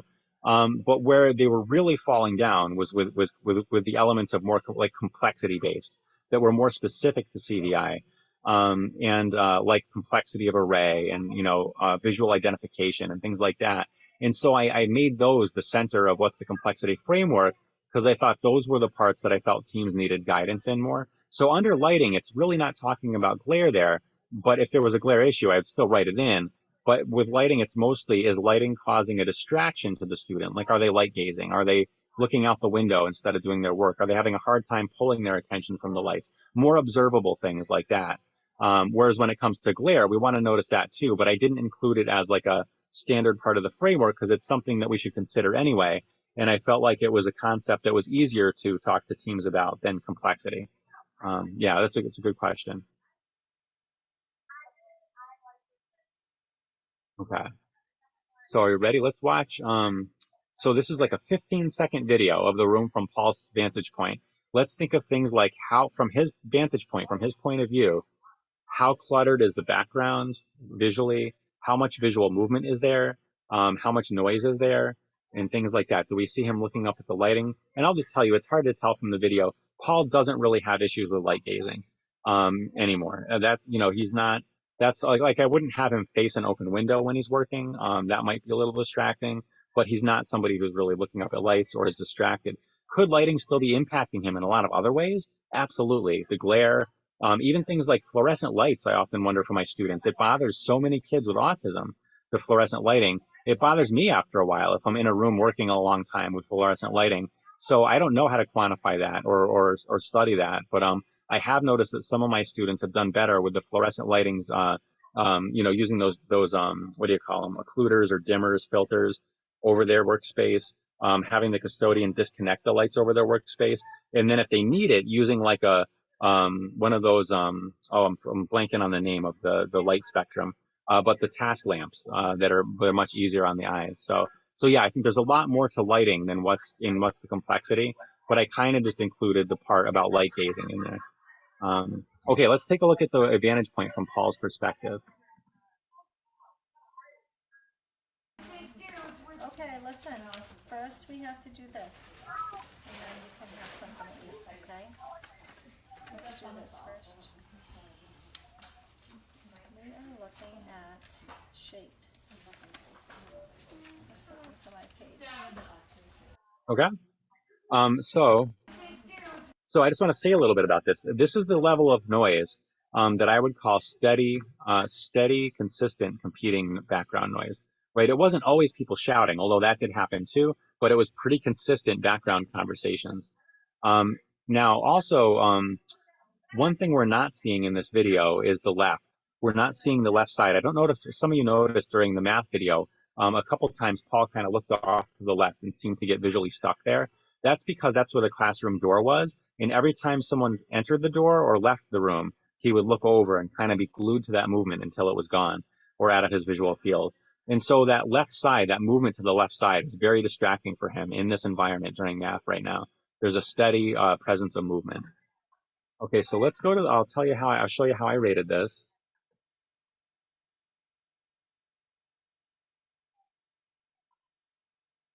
Okay, so resource room during math. I felt that the complexity of array was moderate. A couple of things on the wall, but it was pretty controlled. There wasn't a lot of stuff. I felt that the complexity of sensory input was high. There was definitely a high level of steady competing sensory input throughout that activity. In the form of background noise, people talking, loud vocalization sometimes from peers. Visual movement. there was frequent background movement in his left visual field, so I rated that as highly complex. The impact of lighting in this environment does not seem to be distracting for the student. And I wrote seem to be because I never want to assume that even if it doesn't seem distracting to him, I never want to assume that things like the quality or harshness of the light might not be fatiguing for him. And then visual novelty, the setting and or characteristics of the setting are very familiar. This is a space he works at every day, so it wasn't really like a novelty of environment issue. So what we have here is a bunch of different ratings scattered across different levels, from minimal to moderate to high. What I do is I just take the highest rated component, and that becomes the rating for the overall environment in that activity. So, even though the impact of lighting might have been minimal, from what I could tell, or the impact of novelty, or even though the impact of array might have been moderate here, this environment was still highly complex because of the movement and the steady background noise. So this is a highly complex environment. Okay. Now let's look at the task. So I use this different language here to describe the task. A task can be frustrational if it's beyond the student's current visual abilities. It can be challenging if it's currently at their upper level. It's a stretch for their visual abilities, but they can get it done, but it might be tiring. Comfortable is it's well within our visual abilities. It's not a stretch. And then low visual demands could be a visual break. It could be reading a book auditorily. It could be doing a tactile activity, but it's just something that doesn't really involve necessarily a lot of visual demands.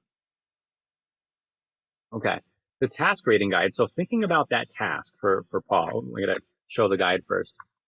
Actually, I'll just go to Paul's version. So let's look at touchpoint math for Paul. The components that I actually use 7 components that you see on the upper part here on the column headings to rate the complexity of the task. And again, these are all worded as CVI range characteristics, right? So there's complexity of object, and that is how interpretable are these targets for? The targets are well within the student's ability to look at and interpret, or the targets are at the upper end of the student's ability to look at and interpret, and so on. Then there's complexity of array, there's sensory complexity, and this is sensory complexity of the task, not the environment. So this is let's say the student is in a completely quiet environment, completely non-complex, but they're asked to do a math activity on the iPad that has a loud music playing on it the whole time. Well, then in that case, the sensory complexity is coming from the task and not the environment per se. Distance vision, visual motor, latency, meaning what's the pacing of the task, and then novelty of the actual materials themselves. So in the first rating, we look at just the environment. In this second one, we're looking at some of the same characteristics and some different ones, but from the standpoint of what are the materials? What is the task we're asking the student to do in that environment? And for Paul, I rated complexity of object as comfortable for that math activity, because even though identifying numbers is sort of at his challenging level, he wasn't being asked to do that in this activity. He was being asked to do more of a visual motor kind of thing. So I felt that he didn't really have much demand as far as identification in this task. But complexity of array, I felt was challenging. The array of materials were at the upper end of the student's ability to look at, interpret, and interact with, right? All those dots on each number, especially as the numbers increased, started to be difficult for him. And he needed some guidance to find the right ones sometimes. Sensory complexity, I put as comfortable, because for the task now, even though the environment was complex, there was really no competing sensory input from the task that was increasing the complexity. It was a pretty quiet task. There might have been a little ding or something when he pressed the dot, but there wasn't music playing or anything like that from the app. Distance vision, I put that it was comfortable because it was right at the distance where I knew he was able to access visual information pretty well. Visual motor, the visual motor demands I thought were where it really became frustrational toward the end. I think this is an example of a task that started off as challenging for Paul, and by the end of it, you could say it was a frustrational visual level task for him, probably most likely because of the visual motor demands. Visual latency, I felt that the pacing of the task is at the upper end of the student's ability to engage visually, right? The iPad was sort of pacing it, each time he finished a number, even though it was hard work for him, he didn't really get a time to a break to chat with the teacher or to play with something really quick or to just kind of regroup. He had to go boom right to the next one, and he could have done better maybe with some breaks in between. if the rest of it wasn't frustrational. And then novelty, the novelty of the materials is well within the student's ability to look at and interpret. This was a very familiar math game for him. So even though it was frustrational task for him due to the visual motor demands, it wasn't because of novelty. Okay. So Hey, Matt. then, yeah. It's about 3:34. Oh, okay, great. Just figure I'd give you a heads up whenever you want to take a break. Sure. Okay. Okay. Yeah, we're almost done with this section. So why don't we go a few more slides and then we'll be all set. So this is if I'm observing a single activity for a student to do the what's the complexity profile, then I record my ratings and observations and recommendations in this one sheet called the single activity recording form. So let's say I'm doing touch point math. I've got a student's name is Paul. I briefly describe what the activity is. I show the ratings for environment and why it's highly complex, the ratings for task and why it's frustrational. And then I want to balance the activity. I want to address the environment and the task. I want to offer duration. I want to offer visual breaks. And then I write the recommendations right here. We're going to go deeper into this activity after the break, and I'll share more in detail what my thoughts were as far as recommendations. And then here's some more of yours. But this is just sort of a quick at a glance. And then the last slide is just, these are the stages when I'm doing the what's the complexity process. There's really like 3 stages that I go through usually. There's the preparation stage, which is like finding out information about the student, reading the eye reports, reading their functional vision assessment. Have they had a CVI range assessment done, or do I need to do one? Interviewing family members and staff, explaining the purpose, all these things. I start working on a draft of the complexity profile if I already know the student. And then is the observation stage, where I'm either observing one activity or a handful of activities or sometimes a whole school day. I'm rating the environments, I'm rating the tasks, I'm writing down my thoughts, and then I prepare a report, and I share it with the team in a team meeting at the sharing stage, and we kind of brainstorm more accommodations and things like that. Okay, and this is what's the complexity framework is chapter 4 in Christine Roman Lancey's Cortical Visual Impairment Advanced Principles. And we're kind of going over it just sort of in a brief way today. But if you have this book, it's really like a 60 or 70 page guide, that chapter on how to use this framework. All right, let's take a break. It's 3:36. Let's come back, if it's all right, at 3:41. And we'll start looking at Paul's day and then looking at some more activities through video.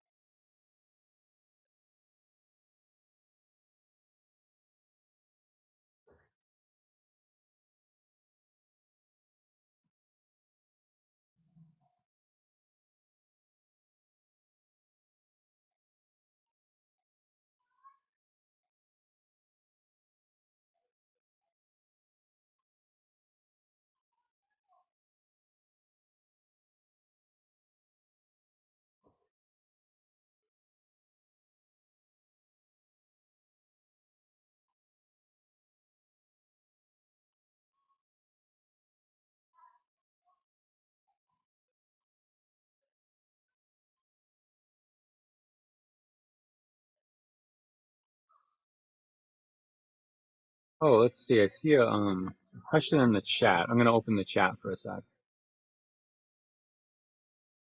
Um,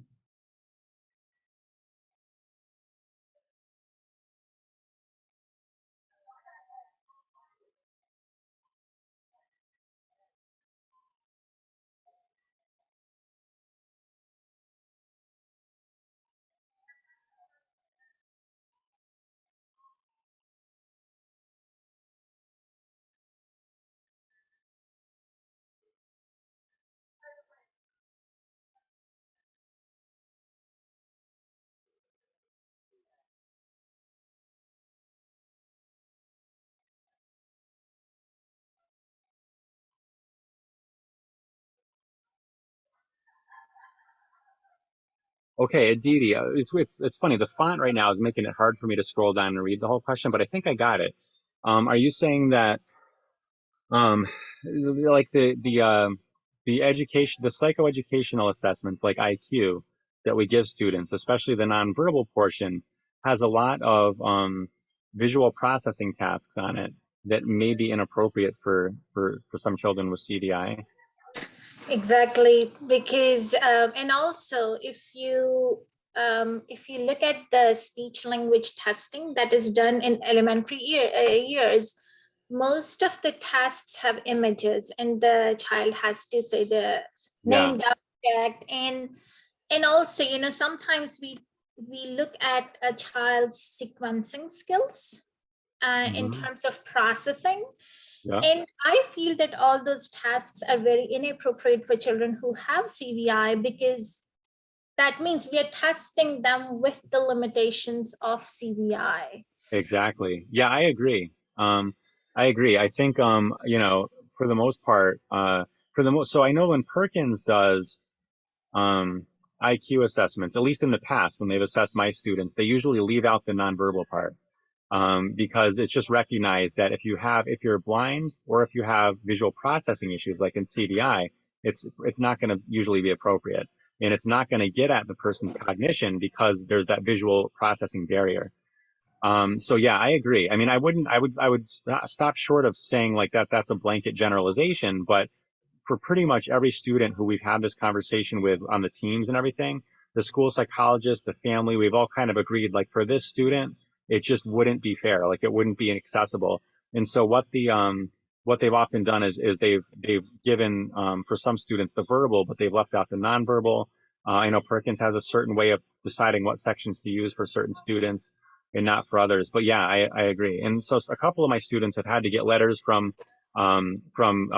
people on the school team or from their neurologist, just saying that like, you know, like if they need Department of Developmental Services funding and the department's looking for an IQ, you know, they've gotten some psychologists have written letters for my students just saying like, due to their visual processing issues because of CVI, we cannot get a full IQ. It's not appropriate. Then I've had other students who the families really need the services and they want to just get the services and they're not as concerned with what the number says. And so the student takes the test, it comes out low, and then they're able to get the services. So I've seen it done both ways, but I think you're exactly right. It's not appropriate probably for most people with CDI. It's not going to be a true indication of what their cognitive ability is. And we also, I've been talking to a couple of other specialists, and something was also brought to my attention by a neurologist, saying that when vision is compromised in some way, we often rely on the other strength, which is auditory, for our students to process information. And it is a given in literature that when you have some kind of sensory involvement, somehow all senses are impacted at some level. And they saw similar backgrounds that similar type of breakdowns in auditory processing, like they're subtle, like we see in CVI phase 3. Sometimes like the student has the auditory ability, but not let them have to work always at the challenging or frustrational level, and that it was impacting their auditory capping, or you can say the threshold to process the amount of information at a given time, was also impacting their test scores. And they Yeah. felt that somehow even that if auditory is the way we are going to do some types of testing for students, even that threshold should be identified ahead of time, or else it wouldn't be fair to the student. That's a great point. I know. I know. We're thinking about, when we're thinking about auditory and tactile as other sensory learning channels for our kids, we also want to make sure, especially when it comes to auditory processing disorders, that we're considering that. You're totally right. I mean, so often I do hear like, okay, let's, the student's getting visually fatigued, let's switch to auditory. But yeah, how long can they listen to an auditory text and still comprehend and take in the words without fatigue? So yeah, I think that's so important too. Yeah, because this kind of last 6 months, I've been working with a private SLP who is kind of trained, well established in background with the vision impairment as well. And because Akira was primarily using auditory abilities to access, like listening to the text and comprehension, and gradually we were able to identify that chunking, that where is that chunking limit for her, where she can listen and simultaneously do the visualization process comfortably.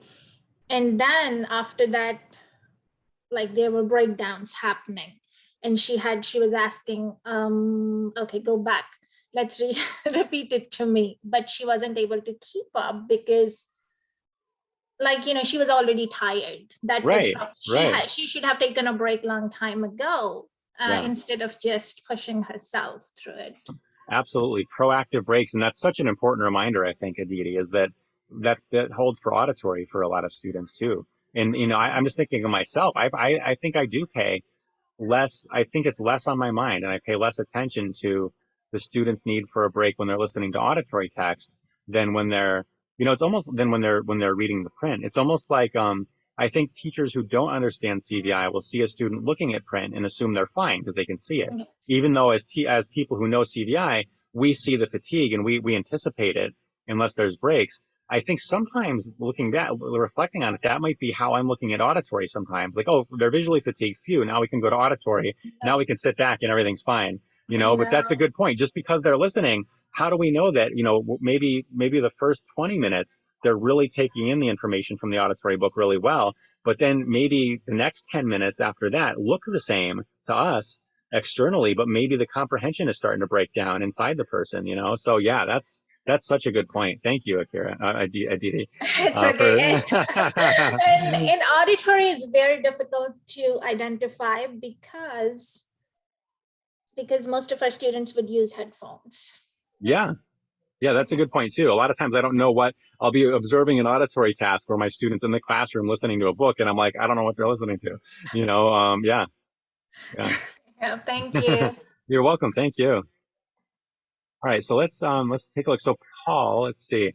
I'm actually not going to go full screen right away here because we're going to keep going back and forth to videos, and I'll only go full screen when there's more of a complex slide to look at, because we're going to be switching back and forth to videos in the beginning here. So we're going to look at a few activities in Paul's morning here. We got literacy, where he's doing a word matching activity, and then we've got morning meeting, and then we've got another literacy activity where he's doing a reading activity. And then we've got math, which is that touch point math video. So when we get to math, we're not going to watch it again, but we'll just I'll share a little bit more about my thoughts on that one with you and show you how I incorporated it into the What's the Complexity framework. All right, so let's look at word matching for Paul. So the first thing I want to do is take a look at his sensory environment. Okay, so we're going to go to literacy. We're going to go to word matching and student perspective. Okay, so he's sitting at the same spot where he was during math, but let's just take a look again. It's about a 15-second video. Let's listen. Did you learn it this weekend? From what movie? Moana. Her favorite movie.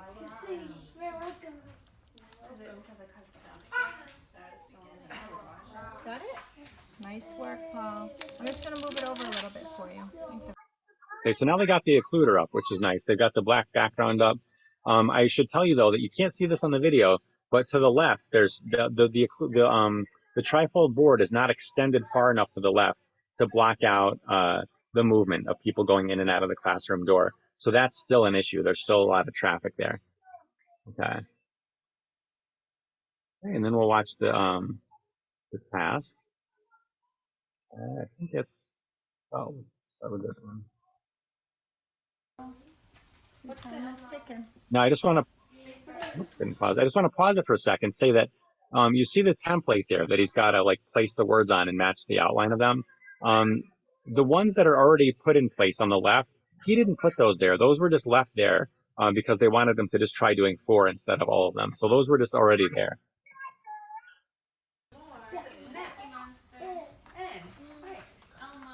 No, not there. That's a, it's a tent, so 2 plus 2, tent. T. Tent. T. Could you please fix that? No, it's it's gonna gonna be be on this.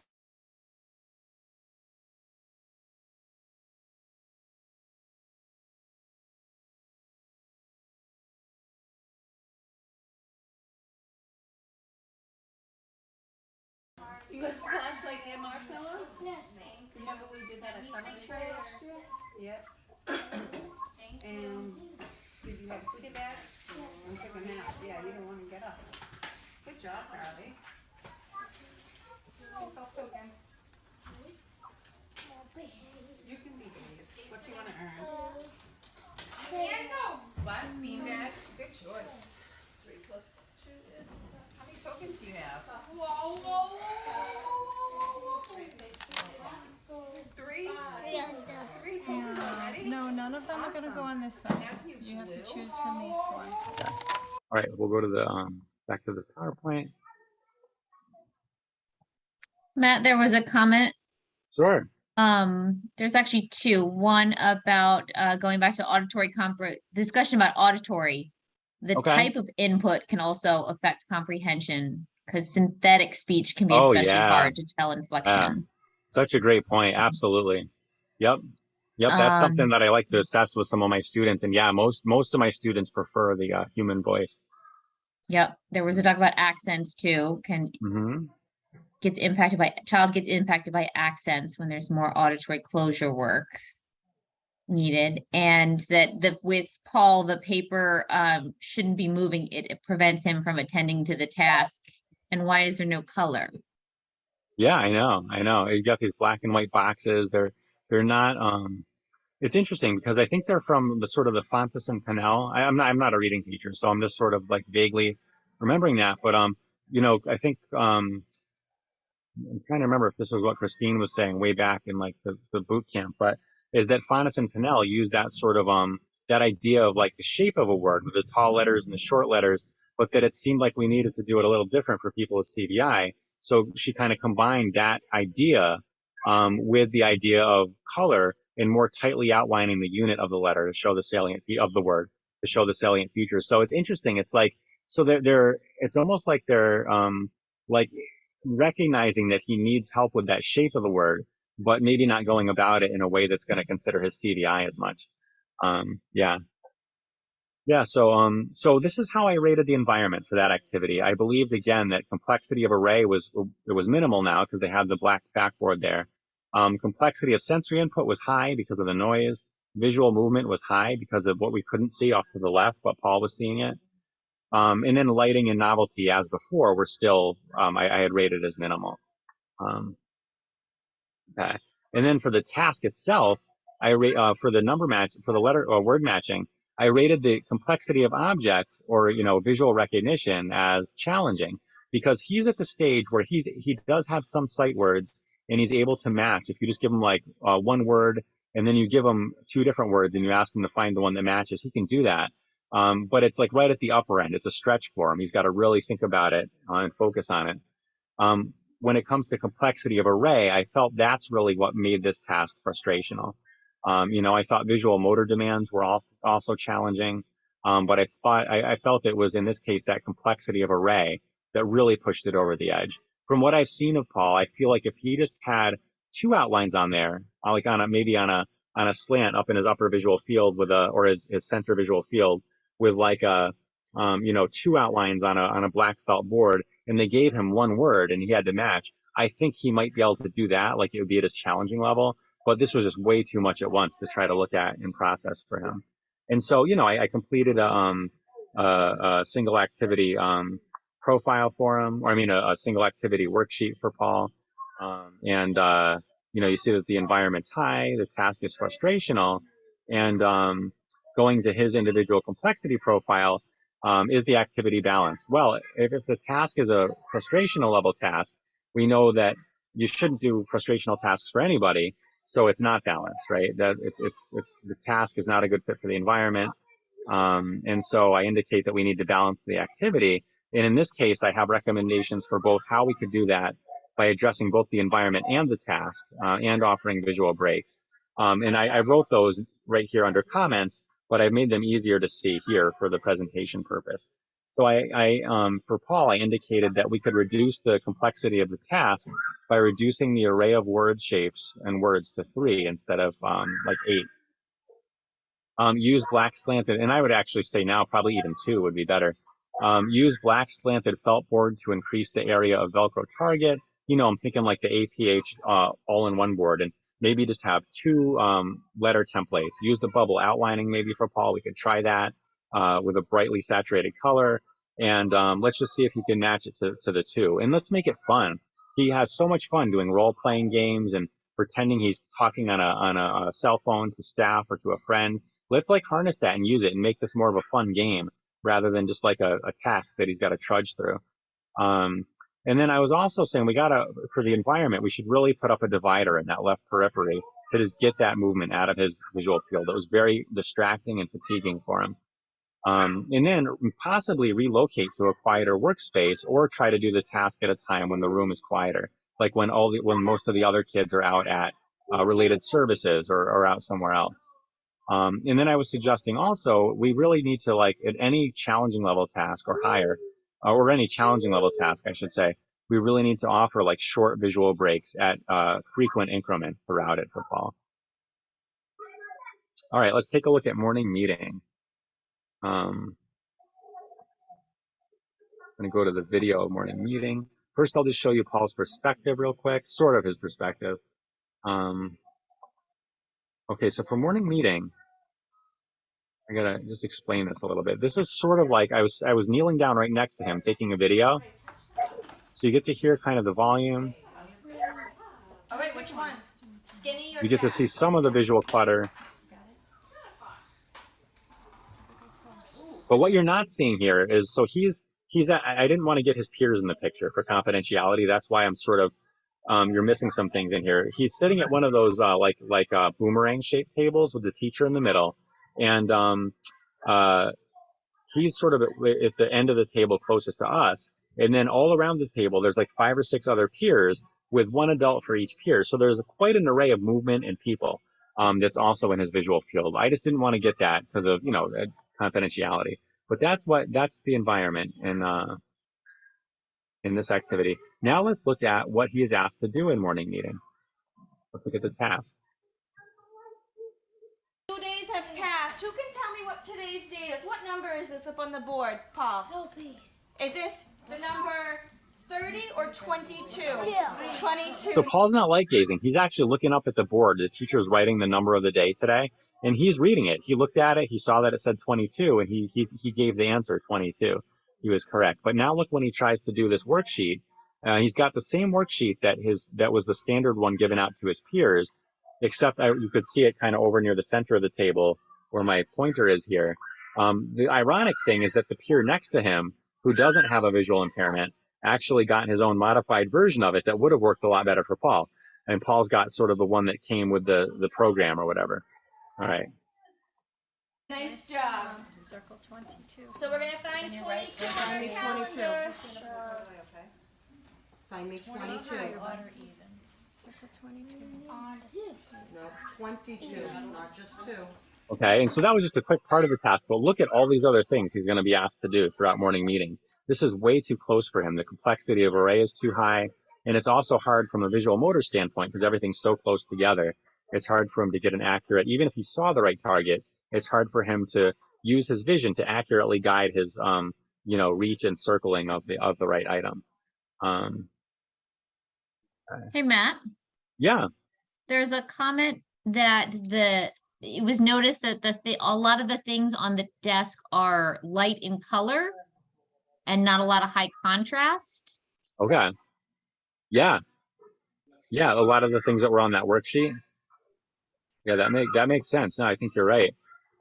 So yeah, when we go about like redesigning and making a modified version for Paul, we're gonna, I think, really want to change that. There was a lot of colors, and yeah, a lot of them were kind of pale.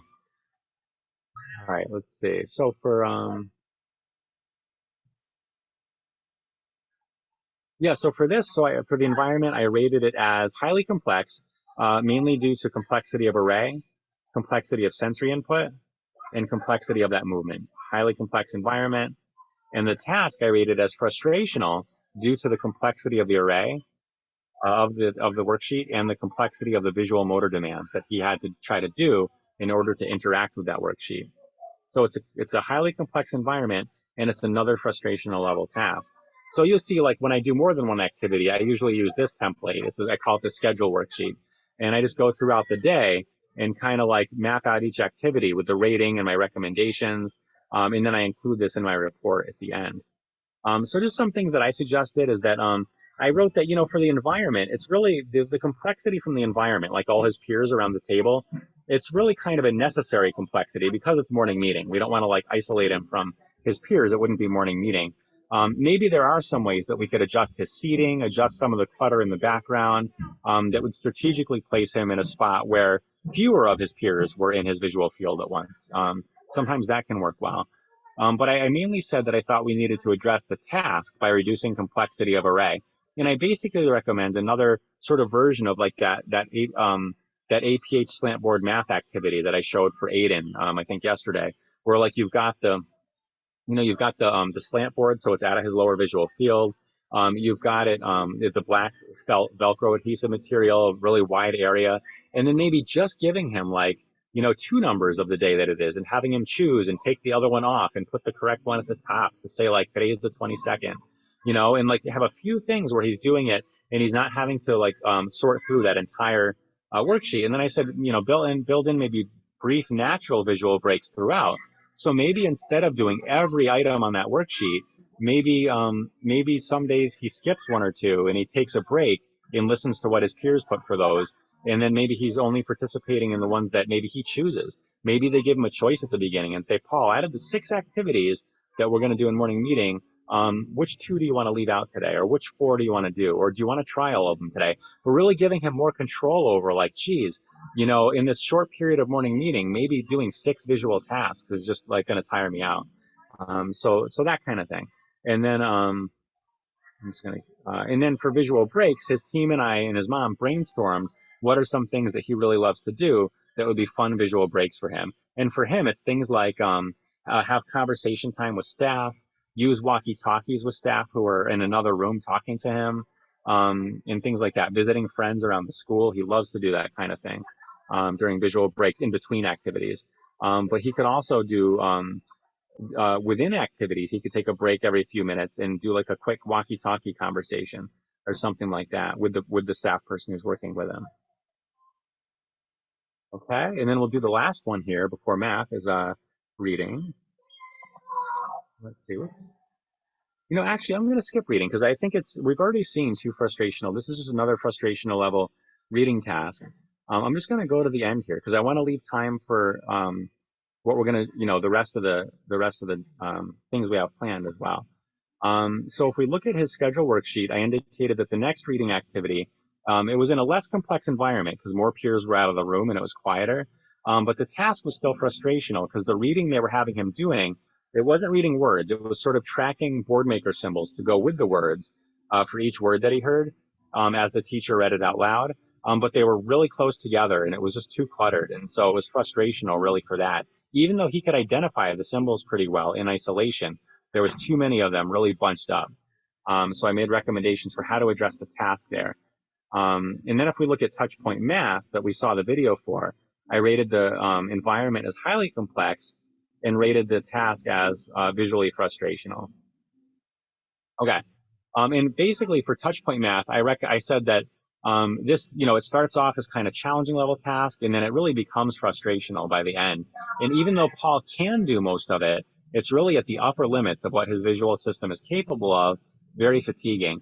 And so I was saying, let's consider offering some activities that are really challenging him for like this at times when the room is quiet, or having an alternate setting just for a couple activities a day that are really sort of highly visual. We could reduce the complexity of the task by maybe instead of having it all on a screen there, maybe having it be more tactile, more things he can manipulate, Velcro, things he likes that. He likes to pull things and place things and move things. Let's maybe have him do more of that so it's not sort of just this little squish thing on a two-dimensional screen. Maybe he could use dot paint. He loves dot paint and he loves stamps too. So maybe things like he loves Paw Patrol. Maybe he could use his Paw Patrol stamps to count and do the touch point math on a tactile version or a paper version or something that's really going to like help him with it and get him have it be more fun and engaging for him. Okay. Hey, Matt. Yeah.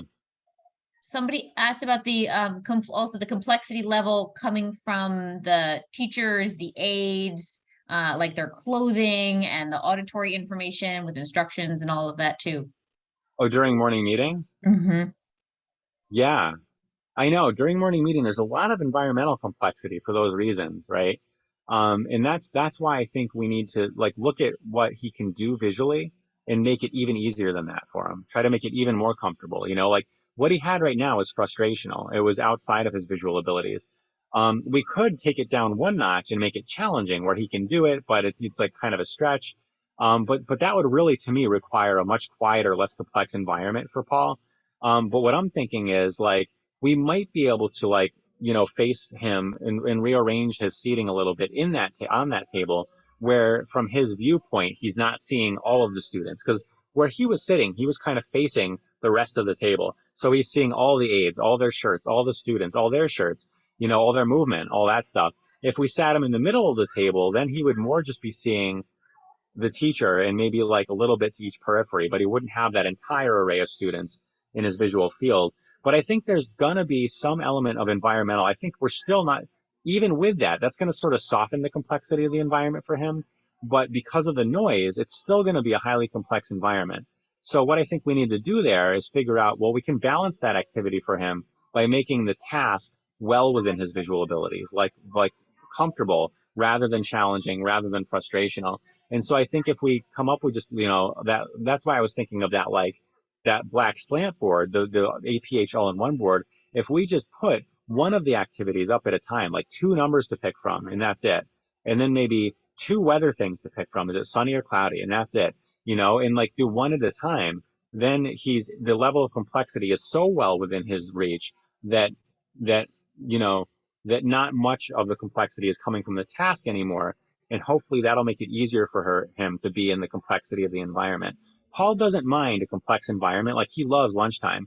He just has finger foods. He doesn't really look while he's eating. He sips his juice, he drinks, but he mostly looks at peers, smiles at them, laughs at all the noises and stuff. He's okay with it. Like I know some of my students, even if they're not doing a visual task, they can have a really hard time in all that noise and they have their lunch in a different place. But Paul's just like, I was in the cafeteria with him and he's like loving it, all the social attention and all that stuff. But when it comes to morning meeting, yeah, there's going to be some environmental complexity, but let's make the visual task itself so simple that he can handle it hopefully within that complex environment. So yeah, that's always a tricky balance. And then what I do is I go through his whole day and I sort of, complete, a version of this sheet. Usually it's a couple pages. And then I write a summary report at the end. And then in my team meeting with the team, I show video clips like the ones I showed you. I showed those to Paul's team. We had like a 2-hour meeting and I broke down like every activity. We watched videos of it, showed like why Paul's getting fatigued during these things. And we went through what we could do to make it more accessible and make it more balanced. And it was really, I think in that moment, at least helpful. Unfortunately, I wasn't able to go see him. Like he was out of state. He was like a one-time consult. So I don't really know. I don't think the follow through was always that consistent. And then COVID happened and he was at home, but but as far as in the meeting of people buying in, it was like, oh my God, we really have to like take this more seriously. They were coming up with a lot of possible accommodations themselves. So I think it was effective in that sense. Okay. So now, we're doing pretty good on time. I think what I'd like to do is spend the next maybe 25 minutes or so. Let me see. I'm just gonna, I guess I'll go full screen. Just hide this again. This is the time where we need the handouts.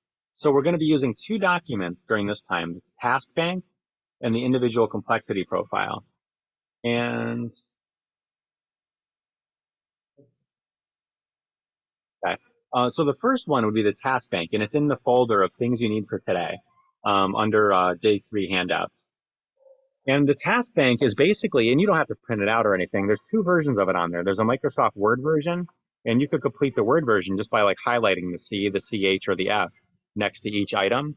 And there's also a PDF version, which is fillable. So you can highlight, I mean, you can make your choice of C, CH, or F for the items by clicking a dot and you doing it that way. This is just sort of like getting our feet wet, trying it out a little bit. Don't feel like you have to go through each item right now. Maybe just try a little bit from each like area: complexity of object, complexity of array, and kind of see which ones are more applicable to your student right now. Also, I rarely ever know all of these things for each of my students. Some of them I leave blank. Some of them I put a question mark next to, meaning that I want to make sure I remember to go back and assess that next time I see them. So this is really just an informal worksheet, but I'd like to take maybe the next 15 or 20 minutes, let's say 15 minutes for time today, just kind of getting your feet wet with it, maybe go through a couple of the, maybe just object and array for now, and just try to see like, where your student sort of starts going from C's to CH's or CH's to F's. And then after 15 minutes of looking at this, we'll go and we'll practice for maybe 10 minutes, starting to put some of those into the individual complexity profile. But really no expectation of finishing it today or anything like that. Or just sort of picture a student that you have, or maybe it's your child, or maybe it's even a hypothetical student or a student you've had in the past, just as an exercise to start thinking about how to do this. And I'll just be here for any questions. If we were doing this in person, this would be like where everybody's at their table working on it, and I'm kind of floating around the room answering questions and checking in.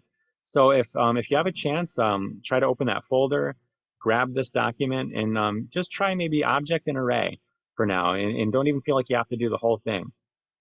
But let's try. It's 4:13 now, so let's try. Let's see, 15 minutes from now. Let's try it 4:27.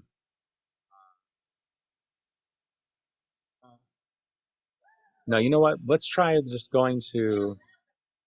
Let's do a little less. Let's go to 4:25. Just looking at this and trying this out, and then we'll go right into doing the individual complexity profile. Yeah, and I'll be here for any questions and discussion. Hey, Matt, Yeah, this is Jen. While Hi, people Jen. are working, I actually had a question for you. Sure. TVIs, teachers, everybody often have heavy caseloads, already a lot of paperwork. How much additional time do you see doing this stuff, writing out these, the schedules and stuff for kids? How much extra volume do you see it taking of your time in addition to some, like what you would do for your children with ocular needs? Oh, so like all right. So as far as kids with ocular needs, I'm gonna, I mean, that's tough to say compared to them, because like I have some kids with ocular needs who, because of deaf blindness or autism or something, I do end up seeing a lot. But I would say in general, my students with CDI, I often end up seeing them a lot more than if I have a student with an ocular impairment who just has sort of maybe like 2100 vision and no other major issues like in the developmental domains and things like that. I end up spending more time with my students with CDI because I just find that it takes more time to teach the team and to guide the team and to support the team and how to do this. I find that if I have a kid who just has an ocular impairment and they're like in an academic program, a lot of it's just like saying to them, okay, we have a training at the beginning of the year. This is what percentage we need to blow things up by. This is why it needs to be high contrast. We're going to do some simulations. This is the right visual field. And then like I'll be checking in throughout the year and working with them but they seem to get it a lot quicker and with a lot fewer questions than when I have a kid where visual complexity is the biggest issue because of CVI. So I do tend to spend more time guiding the teams because they just seem to need it. It seems to be less intuitive for them, less familiar to them. But yeah, caseload's certainly an issue for me too. And I generally find that there's only really a few kids a year. I would say out of like 35 students or 40 students, I probably do a full day, what's the complexity, for maybe like 5 or 6 each year. And it's really only because those are the ones where I'm like, oh my gosh, this team really needs this. This is just the right thing for this team right now. We need to do the whole day.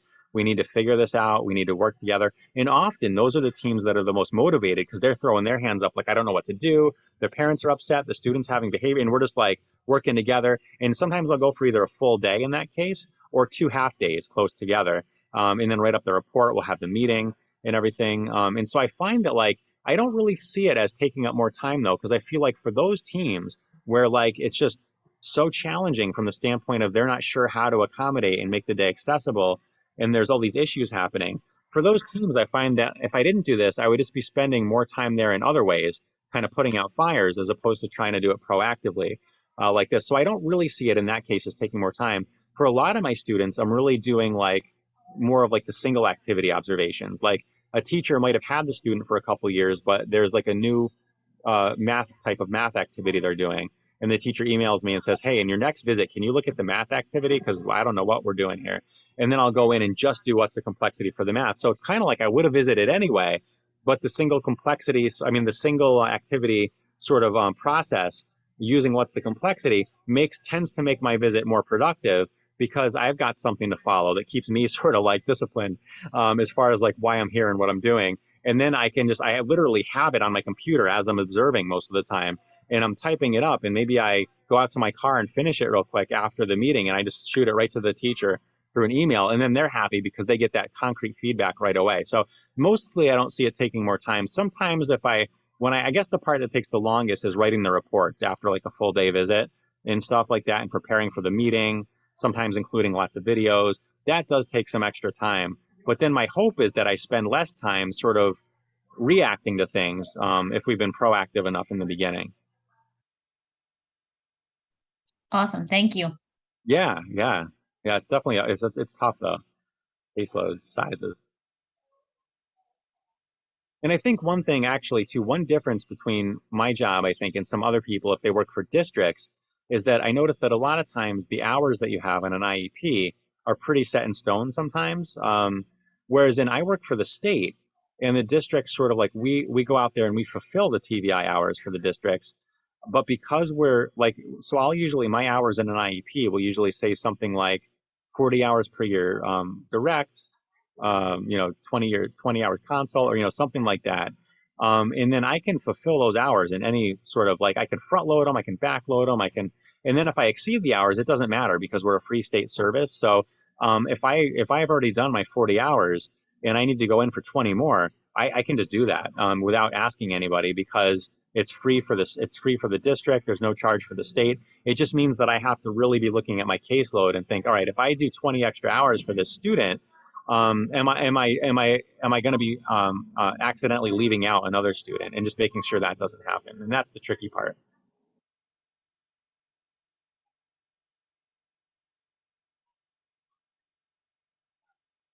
Any questions yet about the task bank? Anything that you're finding, like what does this item mean, or what do you mean by that?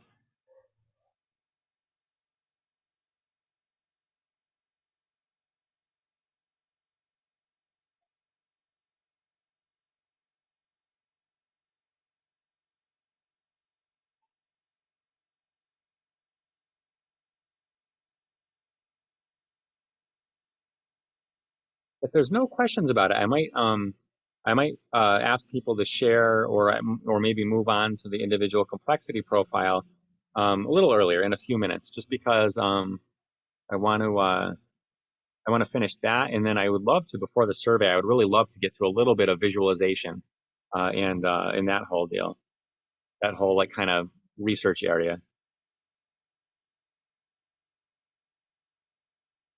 We got one question. Sure, go ahead. Do you use the task bank while interviewing parents as part of the assessment? Oh yeah, sometimes. Yeah, I can. Like yeah, it's sort of like really flexible for anything like that, you know, like for realistic cartoon illustrations, I might be like, "Hey, when you read books with them, do they seem like if you're like, "Hey, where's the elephant? Can they find it?" Yeah, definitely. It can be used there. It can be used in observation, interviews with the family or teachers. And then I use it sometimes too to like remind me of things that I want to directly assess with the student also.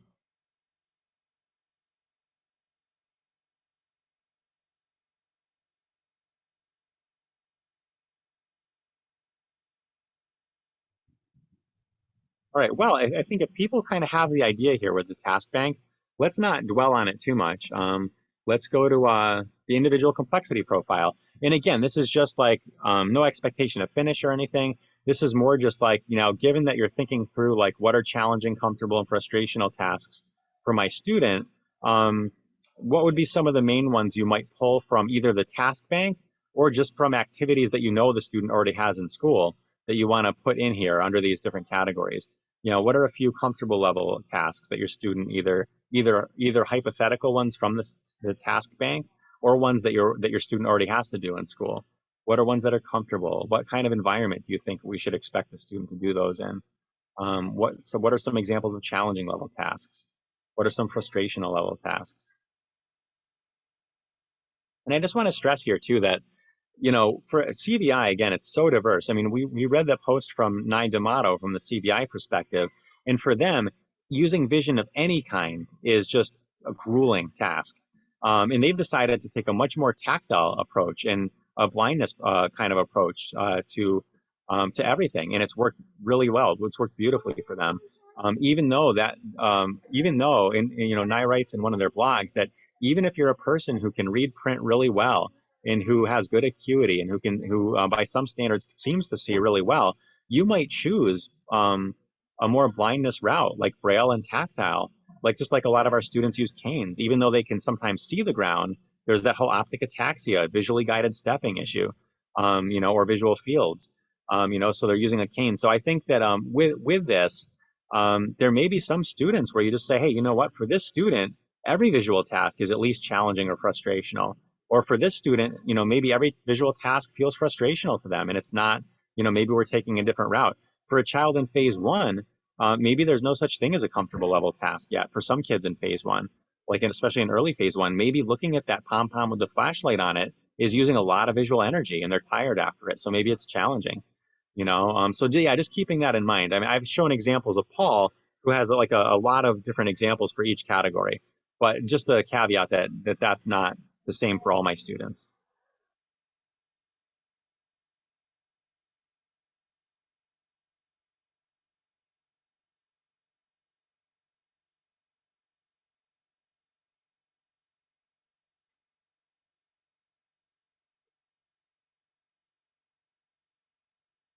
And one thing too, like just that I sometimes remind people of in my class, when what's the complexity class at Perkins, is that every now and then I'll see someone write a task, like they'll say like a frustrational task, for example, they'll write something like doing math flashcards in a busy environment. And I'll just remind them when we're looking at the task, we want to separate it from the environment at first and just figure out like without considering the environment, you know, assuming that the environment's not in the equation or assuming a perfect environment, what would the math flashcard be? Would it be challenging? Would it be frustrational, comfortable? And then, so let's say we say it's challenging and we put it in the challenging category. We might say there that we only expect the student to do those tasks in a minimal or moderately complex environment, right? So that's the balance. I found it helpful when coming up with this like framework to separate the task and the environment. Otherwise, it was too much to it went back to just not having a system if I didn't do that. I tried versions of it where it wasn't like this, and it just never worked for me.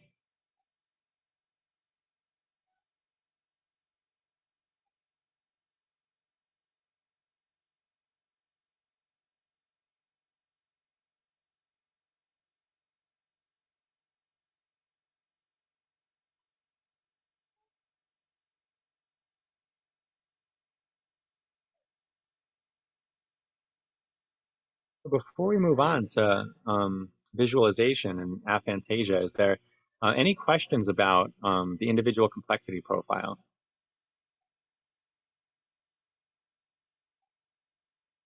Yep, we have one question. Sure, go ahead. Maintain visual attention. Does this include looking away for a few seconds and then looking back, or maintain meaning engaging with the task too? Engaging with it. Yeah, that's a great question. I don't think I ever had that question. Yeah, so yeah, maintaining visual attention is more like, let's picture, like I'm thinking of, in my mind, I'm imagining like we're in circle time at a young elementary school age, and the students are on the floor and they're supposed to be watching a presentation on the smartboard. Maybe the teacher is doing like a read aloud book that's projected on the smartboard, and maybe that student's only 4 feet away, but they're sort of like looking at the board a little bit, but they're mostly looking around the room, looking at the walls, looking at their peers, looking behind them, that whole idea of like, even though from an acuity standpoint, the board might not be that far away, their ability to maintain sort of like to sustain visual attention for long enough to get the content of the lesson can be really difficult because of that complexity. Yeah, so that's what I mean by maintain.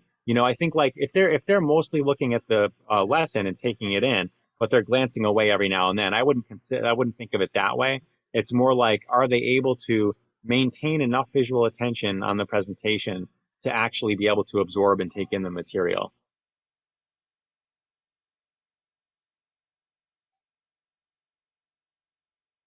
All right. Well, yeah, I don't think we need to go too long with this part, because I think like, if you kind of get it and it's pretty straightforward, I'd like to go just right into aphantasia, because I'm really excited. It's like the most recent area besides math that I'm researching right now, and just finding it fascinating and finding it so applicable to so many of my students.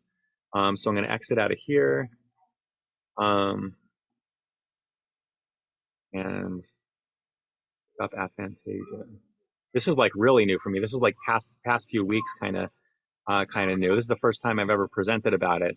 And I'm actually writing a book on CVI academic accommodations for kids with CVI. And I'm co-authoring it with Nye D'Amato from the CVI perspective, whose quotes I've shared a lot this week. And then also Rachel Bennett. She's a mother of a student with CVI, and she is one of the directors or assistant directors at Perkins CVI Institute. And she is in charge of the CVI Now website, which I think just has so many fantastic things up there. So we're co-writing this book together about it's basically like for anybody it's basically just a response to so many requests from different families from all different states around the country. And I think a lot of us have seen this so much, of students with CVI not being believed that it's really impacting their education, the families not really be taken seriously. And in some cases, even individuals, when we talk about teenagers and even elementary schools, I know one whose mother is on this call, who's a really good advocate and who can explain really well why something is hard for her to see, but oftentimes the school still wasn't listening. And the idea of this book is it's almost like a disabilities rights tool for people with CVI and for their families, to be like, look, this is real. Here are all the different ways. There's gonna be like dozens and dozens of pages in there of a matrix showing every domain of school that we can think of. Everything from paying attention in group instruction, to completing worksheets, to doing math, literacy, reading, writing, science, social studies, traveling the hallways, social skills, all the domains we can think of that you would need access to in a school day. And it's going to break down piece by piece by piece all the different ways that CVI can impact people in those areas. And then it's going to have like a space for the team to plan and brainstorm what they're doing for accommodations, interventions, strategies in those areas. And there's just going to be so much in there surrounding this tool of like experiential writing and anecdotes from people with CVI, especially Nye, and like information about the CVI visual behaviors that we're covering and everything, all the research that goes into each domain of like how CVI can impact math, how CVI can impact literacy. And the hope is that it's going to be like a guide that teams can use, or that I should even say families and students can use, to be like, hey, look, this is what I've been telling you guys for a long time. Here's all the research. Here's a tool that's been published that we can use, and let's do it. It's going to have a whole section where it organizes. Because I feel like usually when I write reports or suggest books, it organizes like most of the resources we have on CVI. We tend to organize, and this is what I've usually done, organize it by the functional vision assessment and organize it by like, here are the areas of vision that they're struggling with, and then here's how this might affect academics and stuff. But what we're trying to do here is actually flip that around and say, okay, if your audience is the classroom teacher or the special education teacher, let's have a section on math that they can just flip to and look at all the skills required for math, and then see all the ways that CVI can impact that. So really interesting. We're in the beginning phases of it right now. But anyway, I say all that just to say that in our conversations about what we think we should include as like visual behaviors or visual processing areas to include in this of CVI, one of them that we keep coming back to is it seems like people with CVI have trouble with visualizing, of conjuring up that movie in their mind when they're reading or when they're doing math or when they're trying to picture what their day is going to look like and plan ahead. I was seeing that a lot with my students. Nye was talking about their own experiences with that.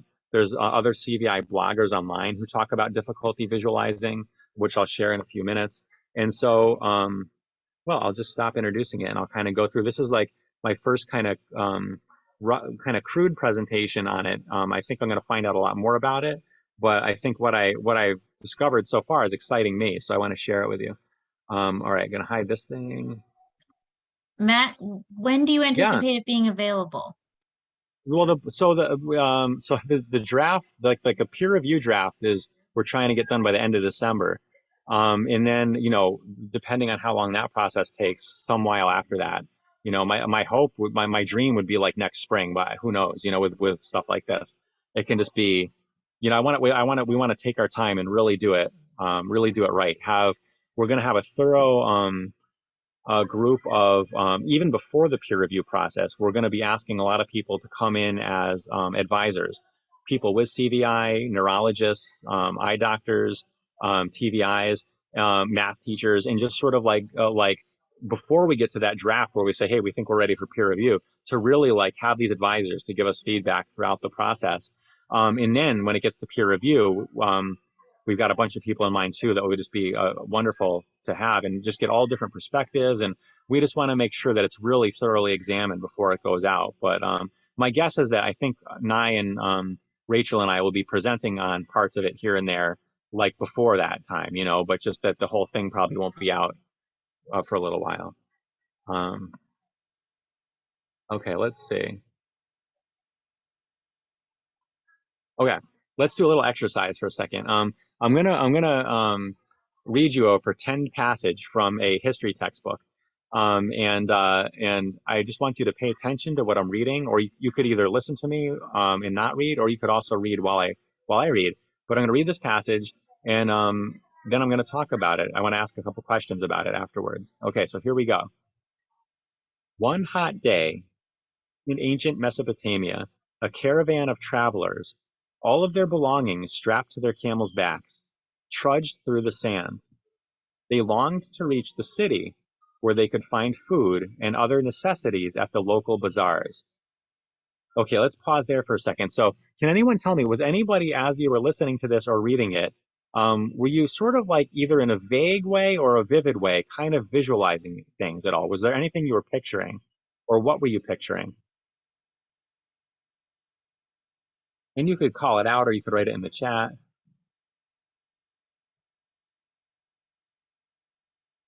What mental images come into your mind when you read this or hear it? We have hot desert, scorching heat, Mm-hmm. lack of food, water, sweating. Yeah, picturing sweat. All of it. Hot, thick sand and smelly camels. So not only the visual components, but you're picturing that all the olfactory, all the things. Yeah. So this kind of, I give this example because the first time I had this sort of like moment for myself where I realized that visualization might be another issue some of my students were having was when my now 11th grader was in 6th grade, and they were in a social studies class that I was observing to try to like do sort of a what's the complexity. It was less formal than that. I was kind of just observing to see how the year was starting off and to kind of see how the student was doing with all the complexity of the class and all that stuff. And the class was about 45 minutes long, and the teacher lectured for 45 minutes about ancient Mesopotamia with no slideshow, no videos, and no pictures. And so I was thinking, okay, for a college class or a high school class, that might be like manageable for kids. But man, for a sixth grade class to talk about something as distant as ancient Mesopotamia and not have pictures, that's got to be tough for all the students. But what about my student with CVI? And I'm looking at her, and I'll call her Melissa for this presentation. I'm looking at Melissa, and she's like looking at the teacher the whole time, maintaining great visual attention. She's bringing out all her active listening skills. She's smiling at different points, and she's nodding at different points. But I'm thinking to myself, what on earth is she picturing while they're talking about caravans and cuneiform and bazaars and all that stuff? So at a time that didn't seem too disruptive, I kind of snuck up to her desk and I said, "Hey, Melissa, what are you picturing when you hear the word caravan? What is that?" And she said, "Well, I think it's like when, I think I'm picturing like, like my friend's minivan and we're following them in our car, like carpooling." And so I was like, okay, all right. Like, talk about a good starting point for comparative language, like Dr. Roman might say. So I just said, okay, so a caravan. And I pulled out my iPad. I brought up a picture of camels in the desert. And I said, yeah, that's like a modern caravan when we follow each other in our cars. But in ancient Mesopotamia, this is like thousands of years ago, they didn't have cars. They rode camels and they were walking through the hot desert. And here's a picture of a camel, right? And it looks like a horse, but it's got a hump on its back. Can you find the people next to the camels?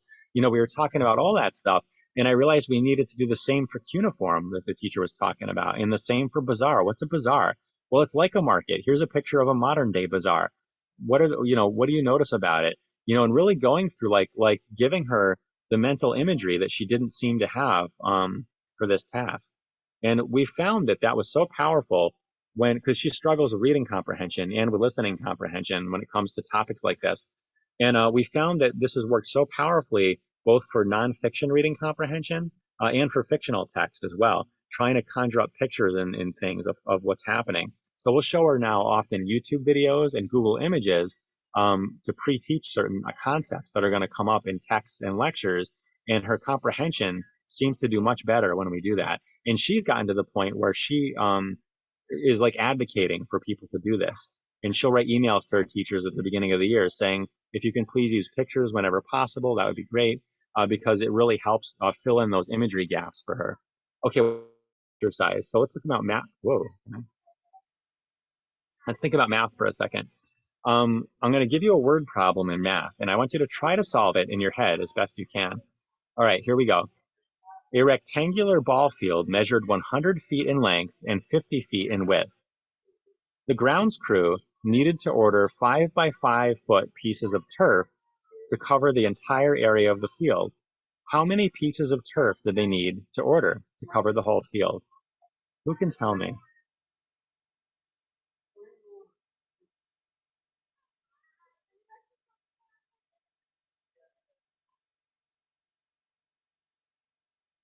And I got to be honest, I don't even know if I know the answer because I'm not that good at this kind of problem, but I'm definitely doing a certain strategy right now in my head.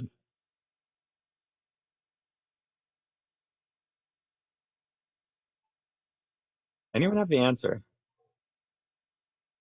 200, we got one for 200 Yes. and one as rectangular field and 500 pieces. I think 200 is right. That's what I got, right? Because you got, if you think of like the x-axis, the length, it would take 20 pieces to get to 100 feet, right? And if you think of the height, or the width, I should say, it would be 10 pieces, right? 10 5-foot pieces to get to 50. Is that right? So it would be 200, I think. But anyway, I think more important than the right answer, which I don't even know sometimes with these things, I think is what process were you going through in your minds? Like, was there an element of visualization that you were doing? Like, were you at least, if not visualizing a field, then maybe visualizing some sort of rectangle and then smaller squares that you were sort of visualizing along the length of the rectangle and along the width of the rectangle? That's what I was doing. And that's one of the things that, when I first saw my students struggling with these types of problems, I would sit back and think, okay, we made it visually accessible, but we highlighted the right words in the problem. We made the font the right size and the right spacing between words. We made it visually accessible, this word problem. But what about internal visualizing? What about creating a picture in your mind to sort of go along with this? I knew that's what I did when I pictured a problem like this, but I was wondering, do most people do that? And what about kids with CVI? Do they have more trouble maybe doing that sometimes? So what we saw that started to work for this student was to make models. Like if there was a word problem like this, we would literally give her this on the test. We would give her like the rectangle filled in with the dimensions, and then we might give her like a bunch of squares to imagine putting on the field. And when the question came up, is this giving her the cognitive information? I would argue, no, she still needs to know what to do with the squares, right? That's the important part. The visualization part that everybody else is probably doing to get to that comes naturally for everybody who doesn't have CVI, or for at least most of us probably. And without access to that internal visual imagery, I don't think we can expect her to succeed in this problem. So if we give her the imagery that she's lacking because of her CVI, then we're giving her an equal playing field to her peers, or at least I shouldn't even say equal. I should say we're getting her closer. And she does much better with word problems when we give her a model to follow like this. We still make sure that she's responsible in figuring out how to use and manipulate them, but let's give her that visualization because we don't think she has it internally. Similar with a problem like this. She was asked on a test to do this, where it's a mental rotation task, where you have to look at the shape that's in black and white. First of all, you got to picture it. You have to be able to see a 3D shape from these two-dimensional lines. And then she's got to look at these 4 different flat shapes and hold them in what some researchers call the visual spatial sketch pad inside your brain, and manipulate and rotate and move them and play with them visually and see them from a bunch of different imaginary perspectives in order to see which one would be a match. She hasn't been able to do that. So what we do is we give her actual cutout versions and have her fold them up. And we look at this as a visual accommodation rather than a cognitive modification because it's a visual spatial visualization issue that she's having with this. So what is visualization? So from Nye D'Amato's blog, the CVI perspective, they write, I have almost no ability to visualize. The medical term for this is aphantasia. Nye is the one that taught me that the medical term, I had no idea there was actually research behind this and a medical term for it. It's aphantasia, but I wasn't surprised that Nye knew that. Nye is one of the smartest people I know, and just a wealth of information. So Nye was like, yeah, you should check out the literature on aphantasia. I bet there's a lot of it. So I did. I went to my University of Connecticut research database, and there's tons of articles, neurological research articles on aphantasia and its effect on reading comprehension, mathematics. So Nye writes, I can visualize if there is a semantic connection. So Nye uses a lot of language strategies to try to visualize. Like I can picture spelled words in my mind's eye. It's actually more kinesthetic. I would write with my finger on my own thigh when I was learning to write, and the two-way tactile is how I logged the shapes and curves of the letters. I recorded how it felt to write them, not what they looked like. And now that I use Braille, I feel the shapes under my fingertip mentally, or I feel my fingers typing Braille chords. So it is fascinating how Nye has come up with strategies to create internal visualizations that might not even be visual in nature, right? But they're serving the same purpose. Okay, so we're going to get into some of the research, which I think is fascinating. So what is visualization? Whoops, this thing, there's like a little thing covering my screen. There we go. Okay, I already talked about that. Okay, so visualization is the act of creating an internal picture or model in the mind's eye as one reads print or Braille or listens to spoken language or thinks about past or future events. Can you visualize and picture it?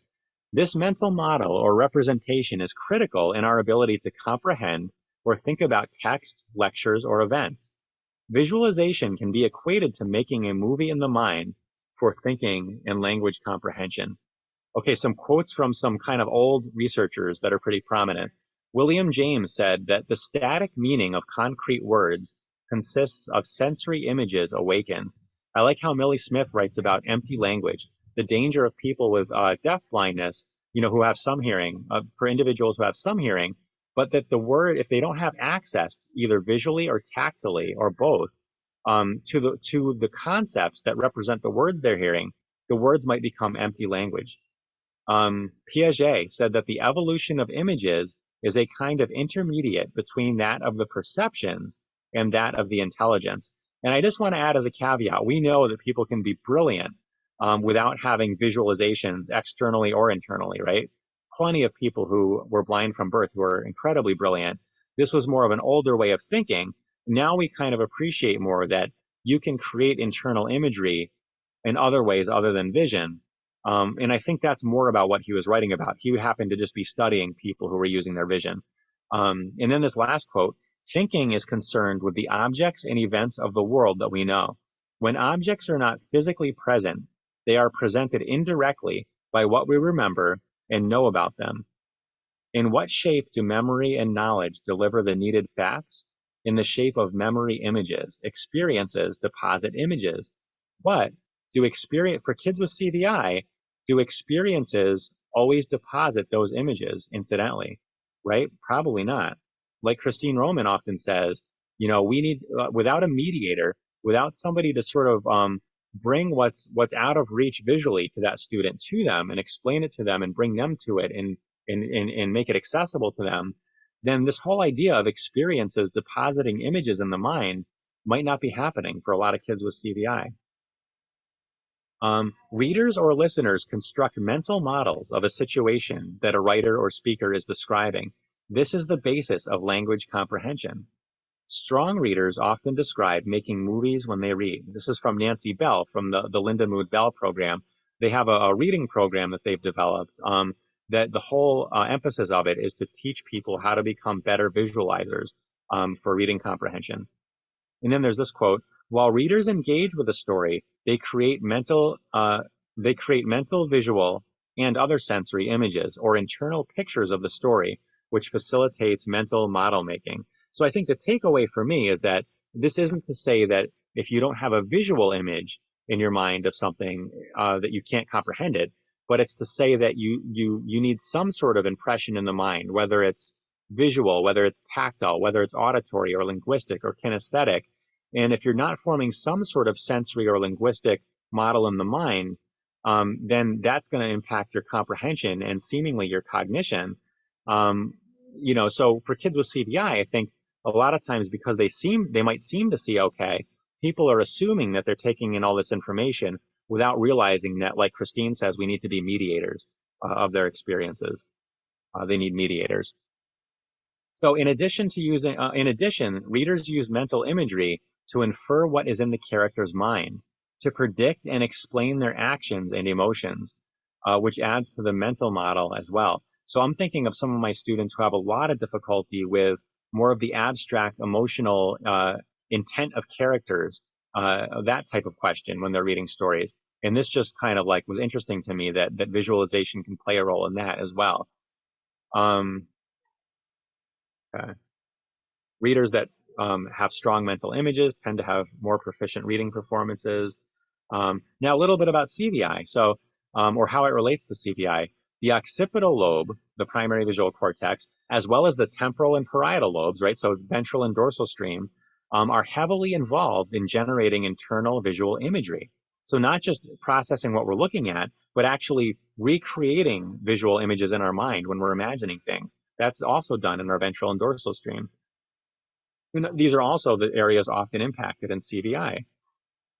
Difficulty generating internal images, of course, is called aphantasia. And I think that's important mainly because if you go into any research database in a university and you type in aphantasia, you're going to learn a lot. You read a few articles, you'll already know as much about it as I do, and you can learn way more about it. That's kind of the rabbit hole that I'm researching right now. But okay, so what about this with CVI? What about if you have simultanagnosia, right? Like difficulty with complexity of array. It's a common aspect of CVI. And as a result, people often have difficulty interpreting visual scenes or images, either in the real world or in 2D. They often might catch a detail or two, but miss the gestalt or the whole meaning of the image. They may focus on individual elements while missing the way that all of the elements relate to each other to form the overall meaning of the image or scene. I am friends with a mother of a student with CVI, and this mother is just so insightful. I mean, this describes many of the parents who I know, but I'm thinking for this specific example, this mother's insight is just incredible in so many ways. One of the things she said to me one time years ago was, Matt, if my daughter has trouble with simultanagnosia, wouldn't it follow that they think in a simultanagnosia way as well? Like that they picture things in a simultanagnosic way? And that got me thinking like, yeah, probably. That's a really good point. But until I started diving into this research, I wasn't sure how to confirm or how to figure that out. But yeah, I think there's something to be said for that if our students are taking in the world and experiencing the world in a fragmented, simultanegnosic, one thing at a time kind of way, then how are they supposed to create visualizations that are complete and whole and have all the things in them?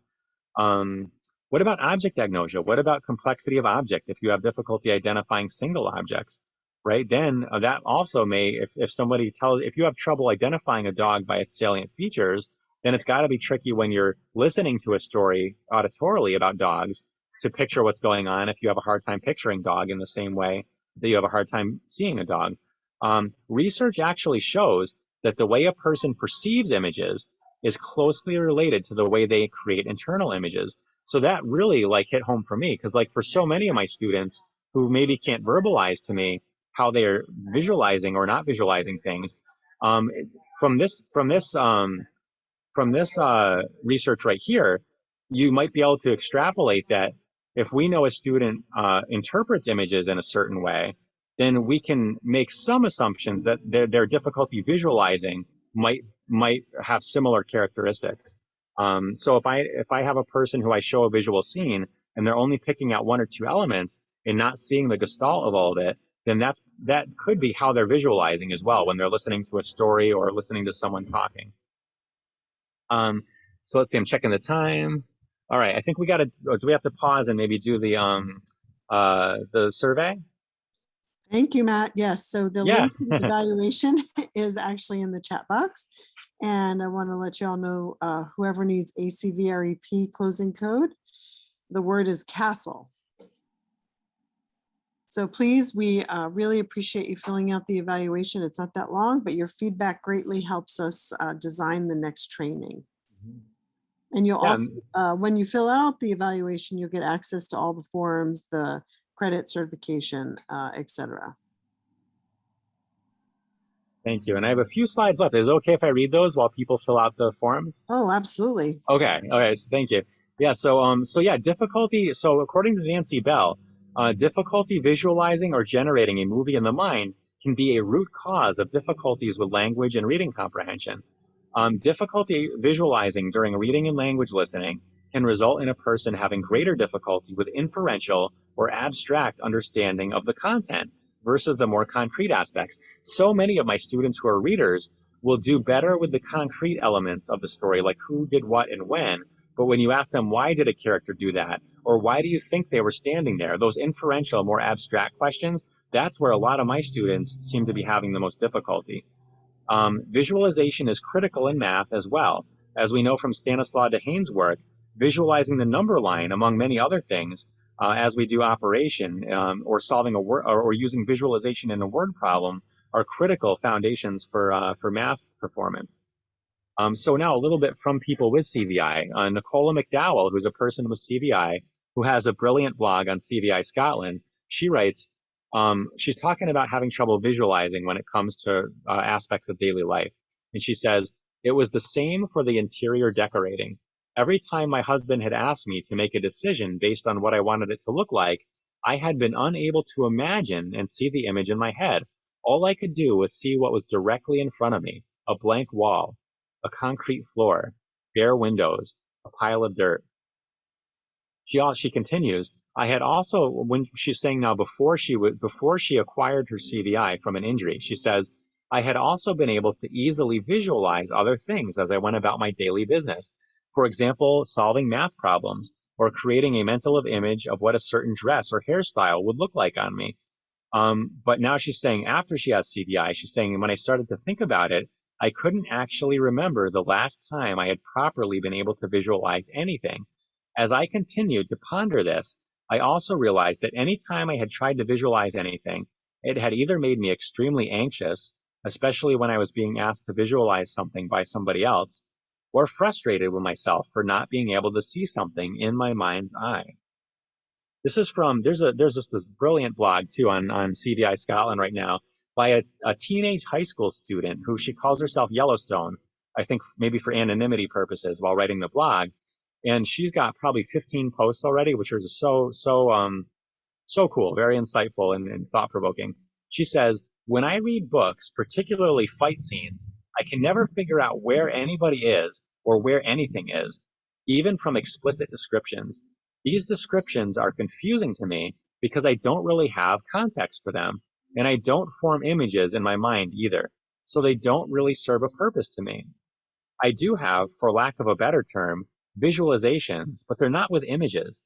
The problem here is that there's so much visual description that may or may not affect my understanding of the bigger story, depending on the description. And then finally, difficulty visualizing during reading and language listening can result in a person having greater difficulty with inferential, oh, sorry, I already read that one. Back to the CVI iceberg, but only looking at it from a literacy standpoint. So if we think of access to literacy, I no longer just think about it as the tip of the iceberg. You know, is there enough spacing? Are the words presented in the right way? Are they the right font? You know, like Christine says, you know, bubble outlining might teach people how to read words, but what about comprehension, right? That's like a whole other animal. And so we might take care of this upper part right here as far as access to the words, but what about the below the water part, CVI's impact, a lifetime of impact of maybe difficulty visualizing what's happening when you read the words, and how that's affecting your ability to visualize in your head and to understand the story. What's the larger impact of CVI on comprehension throughout somebody's lifetime? And what are strategies we might be able to do to help people develop that visualization? I just want to see this last quote, and then we'll be done. Research on aphantasia is demonstrating that while internal visualization is a key component for imagining and comprehending for many people, that is not the only route. So I just want to leave on that optimistic note too, is that, you know, I don't want to make it seem like, oh, if you have difficulty with visualizing, the person's like not going to comprehend or they're not going to develop these skills. You know, Nine D'Amato shows that it can be done through other routes like linguistics for her. It can be done through other routes like kinesthetics, you know, having the person act things out. You know, we use a lot of concrete objects and experience stories for a lot of our kids with visual impairments. And, you know, I think all of those things, tactile, auditory, visual, can be helped, can help people develop different types of imagery. And we can also work on the visual imagery for a lot of students through pre-teaching, through salient features, through all those things. So there's definitely tons of hope. I just wanted to really lay out here what I found so far as what this connection to visualizing in CVI and why it might be an issue for a lot of people with CVI. So thank you very much. Here's some of the research on aphantasia, and I'm happy to hang out for a few minutes for any questions. Feel free to also email me if any of you have any questions or want to follow up on anything after this, and I'll make sure this slideshow is in the handouts. Thank you, Matt, very much. There is a question in the chat box. You might want to pull it up yourself. Sure, let's see. Just because it was a little longer and asking about well, the only thing, let's see, I'm going to stop share. Yeah, I'll stop my share for a sec. The only thing about the chat box, let me see if it's doing it again. Yeah, it comes up in this really huge, crazy font for me. So it's like one word per line. And when I scroll, it doesn't really, but let me see. No, it's not. I'm seeing like some thank you emails, but or messages, but I'm scrolling up. About, is this awareness of CV? So I don't know if somebody could read that to me, that'd be good. Because when I scroll on my bar, it goes from like one letter and then it goes like 10 words down. Is this awareness of CVI from Nicola a result of her maturity and the fact that now it skipped like 10 lines on me. And the fact that she once could visualize, so her brain understands what she lost as a result of brain injury. What about children with CVI who grow up with it and have never seen the other side like she has? Right, and I think that describes most people, right? Yeah, I mean, that's such a great point. And she may be able to give us that wisdom precisely because, like you said, she knew what it was like to be able to visualize, so she knew what she was missing. Yeah, that's so interesting. And I think what it does for me is I think that kind of knowledge that she has of herself is like a gift to me and what I can, because it helps me kind of think about, well, my student might not be able to verbalize this because this is the only way he's ever seen, but this could be happening with him too, so I think it really gives me a sense of like, I really need to almost assume that my student has difficulty visualizing unless they show me otherwise. And then if I'm at least assuming that, I can give them more interventions rather than too few. And we can do things like using objects and using pictures and using videos and acting things out and doing all sorts of other things to make sure the student has some experience, whether visually or tactily or all of the above, to go along with that story that they're hearing. So I think it's almost like with my students, when they can't tell me what they're visualizing, I kind of assume that those types of supports are going to help them.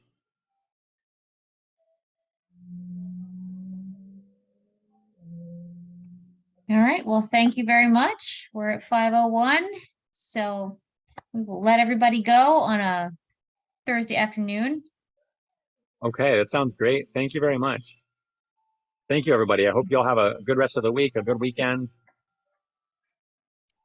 I'm actually typing in the chat box. This is Donna. There's just some questions about handouts. I just wanted to remind everybody that in the emails each day that has the Zoom link, the handout link is in those emails, so it's embedded in there. So you already have the Google link to be able to go in and view the PowerPoint and get the handouts.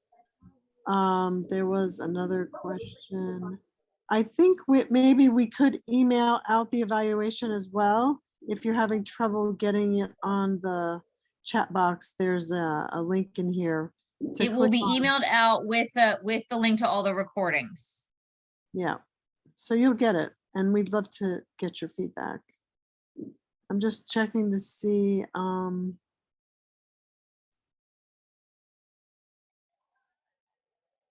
And feel free to email us if you don't receive the information or the videos or the MSDE form for certification. Please feel free to reach out to me so we can get it to you. Don't feel like you have to wait.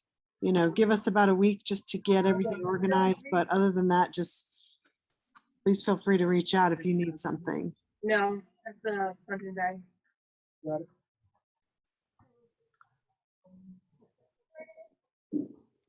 Matt, Tisha, and I learned so much in the last 3 days. My head is exploding. That's awesome. Thank you. Thank you for saying that. I'm glad. I always hope that what I'm sharing is hasn't been too much repeat, and I try to include all the new stuff I'm kind of diving into, even if I haven't, like the aphantasia stuff I'm sort of just getting into, but I was just so excited about it. I wanted to share it with you guys too. And if any of you are interested and want to check out a database and look into it, you'll quickly be the expert on aphantasia, because, it's I think it's one of those things that we're going to keep developing our awareness of as it relates to people with CVI. Also, I write it in the chat box, but I'm going to say it as well, that the ACVREP code, the end code for today is CASTLE. I just wanted to give everybody another minute before we close out the Zoom link. If they have any questions or concerns, or you can, I'm sure on the email, you have Jen Willis's email or Sherry Dowling's. We also have our website, www.cbss.org. What am I saying? cbss.umd.edu. I'm typing and talking at the same time.